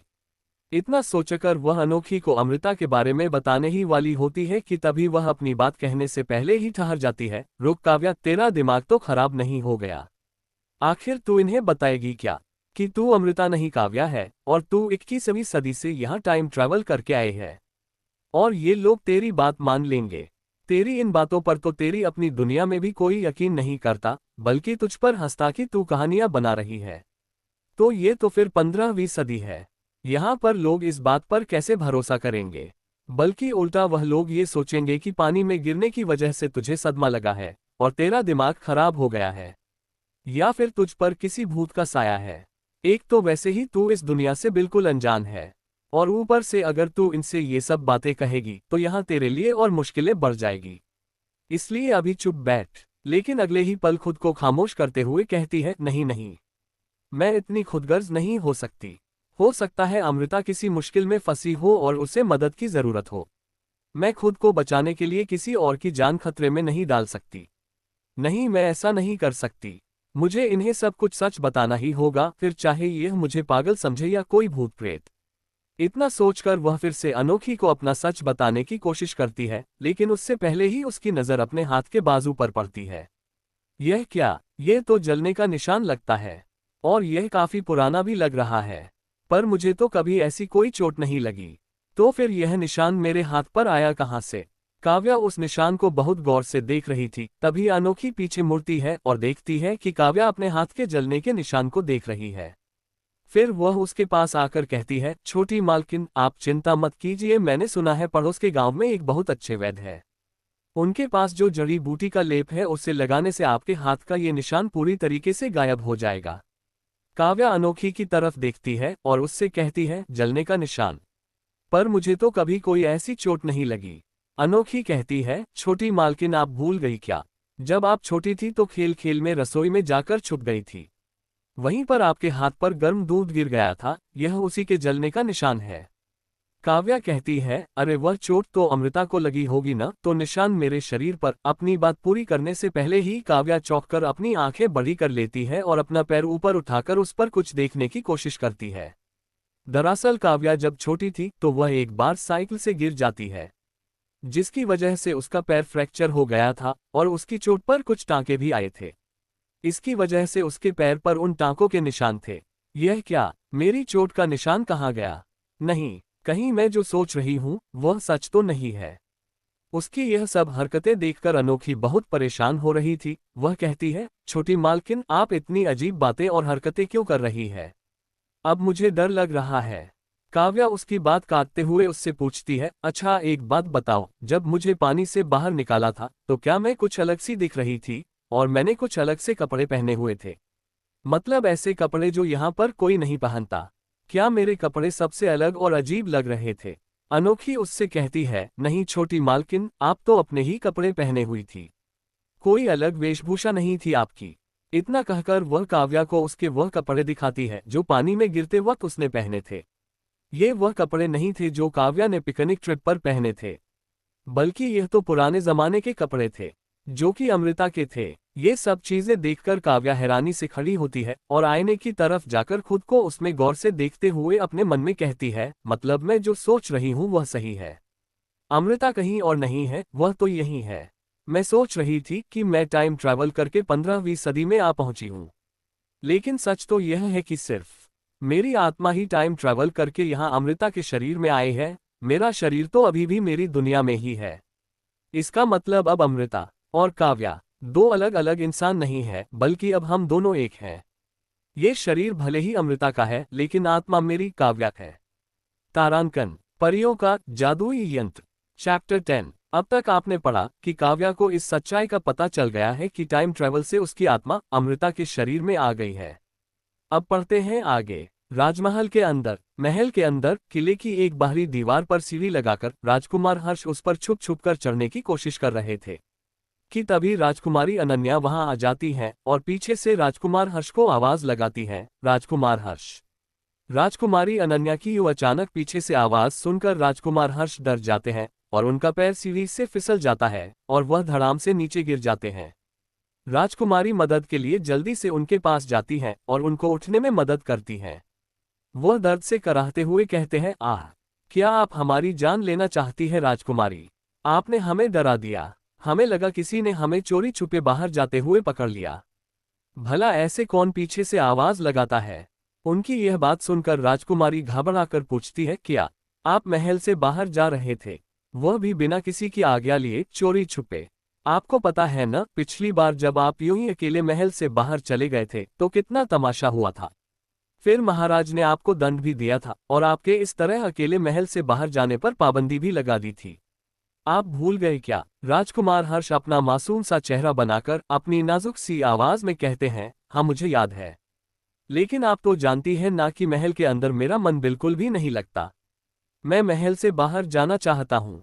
राजकुमारी अनन्या आगे कहती हैं, हाँ मैं जानती हूँ कि आप महल से बाहर जाकर घूमना चाहते हैं, लेकिन क्या आप ये जानते हैं कि अगर मेरी जगह किसी सैनिक ने आपको यूं छुपा चोरी से महल के बाहर जाते हुए देख लिया होता तो अब तक महाराज को पता चल जाता और आपको सजा भी मिल गई होती, वह भी पहले से दोगुनी। तो मैं क्या करूं? मुझे महल के बाहर घूमने जाना है। मैं बाहर की दुनिया देखना चाहता हूं। बाहर करने के लिए कितनी मजेदार चीजें होती हैं। मुझे एक पंछी की तरह इस महल के अंदर कैद होकर नहीं रहना है। फिर वह एकदम से अपने चेहरे पर एक शरारत भरी मुस्कान लेकर राजकुमारी अनन्या की तरफ देखते हैं। राजकुमारी अनन्या उनके इरादे समझ जाती हैं और दूर को हटते हुए कहती हैं, नहीं नहीं, आप ये सोचना भी मत कि मैं आपकी बाहर भाग जाने में मदद करूंगी। आप महाराज के गुस्से को जानते नहीं है क्या? मुझे समय से पहले मृत्युलोक नहीं जाना है। नहीं नहीं, बिल्कुल नहीं। राजकुमार हर्ष उनका हाथ पकड़कर उनको मक्खन लगाते हुए कहते हैं, मेरी प्यारी बहन, तुम दुनिया की सबसे अच्छी लड़की हो। मैं तुमसे विनती करता हूँ, कृपया मुझे बाहर जाने दो। तुम जो कहोगी मैं वह करूँगा, लेकिन अभी मुझे बाहर जाने दो। राजकुमारी अनन्या कहती हैं, क्या सच में? मैं जो बोलूँगी आप वह करेंगे? हाँ बिल्कुल, आप कहकर तो देखे। तो फिर ठीक है, मैं भी आपके साथ ही बाहर चलूंगी। राजकुमार हर्ष हड़बड़ाते हुए कहते हैं, नहीं नहीं, आप मेरे साथ बाहर कैसे चल सकती हैं? एक राजकुमारी को यूं महल के बाहर जाने की इजाजत नहीं है। नहीं नहीं, आप मेरे साथ नहीं चल सकती। राजकुमारी कहती हैं, जहां तक मुझे पता है इजाजत तो आपको भी नहीं है महल के बाहर जाने की। अगर मंजूर हो तो बताइए, नहीं तो मैं चली महाराज को बताने। इतना कहकर राजकुमारी अनन्या पलटकर वहां से जाने का नाटक करती है। राजकुमार हर्ष राजकुमारी अनन्या का हाथ पकड़कर उन्हें रोकते हुए कहते हैं, अरे रुकिए रुकिए राजकुमारी, आप कहाँ जा रही हैं? मुझे जरा सोचने तो दीजिए। फिर बेमन से ही सही वह राजकुमारी अनन्या की बात मान लेते हैं और उनसे कहते हैं, ठीक है राजकुमारी, आप मेरे साथ महल के बाहर घूमने चल सकती हैं, लेकिन ध्यान रहे किसी को भी इस बारे में पता नहीं चलना चाहिए। राजकुमारी अनन्या खुशी से उछलती है और जवाब देती है, नहीं, किसी को भी पता नहीं चलेगा। अब राजकुमार हर्ष राजकुमारी से कहते हैं, पर हम सैनिकों को चकमा देकर महल के बाहर जाएंगे कैसे? अगर किसी ने हमें पकड़ लिया तो हमें बहुत बड़ी सजा मिलेगी। राजकुमारी अनन्या मुस्कुराकर कहती हैं, वह सब आप मुझ पर छोड़ दीजिए। यहाँ से बाहर जाने की तरकीब मैं अच्छे से जानती हूँ। कुछ देर बाद हम देखते हैं कि राजकुमारी अनन्या और राजकुमार हर्ष सैनिकों को चकमा देकर महल के बाहर निकल जाते हैं और अब वह राज्य के मुख्य बाजार में आ पहुंचे थे। उधर काव्या भी अनोखी के साथ बाजार में आई हुई थी। क्योंकि अब तो काव्या को यहाँ पर ही रहना था, तो इसलिए उसे अपनी जरूरत का कुछ सामान चाहिए था, इसलिए वह अनोखी को लेकर शहर के मुख्य बाजार में आ जाती है। लेकिन वह जिन चीजों को ढूंढ रही थी उनका आविष्कार तो इस समय में हुआ ही नहीं था, तो वह सामान उसे इस समय में भला मिलता तो मिलता कैसे? इसलिए वह अपनी उन चीजों के बारे में जिस दुकानदार से पूछती, वह बेचारा तो ये सोचकर अपना सर खुजलाने लगता कि क्या भला इस तरीके का सामान भी कहीं पर बना है। अनोखी भी काव्या के इन अतरंगी चीजों के नाम और काम जानकर हैरान होती है और उससे पूछती है, छोटी मालकिन, आप जिन चीजों को ढूंढ रही है उन चीजों के बारे में ना तो मैंने कभी सुना है और ना ही ऐसी कोई चीज कभी देखी है, तो आपको इन चीजों के बारे में कहाँ से पता चला? काव्या समझ जाती है कि वह जिन चीजों को ढूंढ रही है यहाँ पर उनका मिलना तो नामुमकिन है, इसलिए अब वह उन चीजों के सब्स्टिट्यूट यानी कि विकल्प ढूंढने लगती है ताकि जुगाड़ लगाकर ही सही उसका काम तो चल जाए। लेकिन बहुत ढूंढने पर भी उसे कोई चीज नहीं मिलती। तभी उसकी नजर एक बड़ी सी दुकान पर पड़ती है जिसमें उस समय के हिसाब से काफी बेहतरीन और नायाब चीजें रखी थी। काव्या ये देखकर चैन की सांस लेती है कि फाइनली उसे इस दुकान से तो उसकी जरूरत का कुछ सामान तो मिल ही जाएगा। इसलिए वह अनोखी का हाथ थामती है और उस दुकान के अंदर चली जाती है। दुकान के अंदर जो सामान था वह वाकई में उस समय में मिलना बहुत मुश्किल था, लेकिन आज के समय के हिसाब से थोड़ा एंटिक था। काव्या वहां गौर से देखकर कुछ चीजें उठाती है और सोचती है, चलो थोड़ा बहुत ही सही काम तो चल ही जाएगा। सामान उठाकर वह जैसे ही दुकानदार के पास उनके पैसे देने के लिए आती है, देखती है कि वह मोटा दुकानदार किसी लड़के को दिशा यंत्र यानी कि कंपास के बारे में जादू की झूठी मूठी कहानियां बनाकर ठगने की कोशिश रहा है।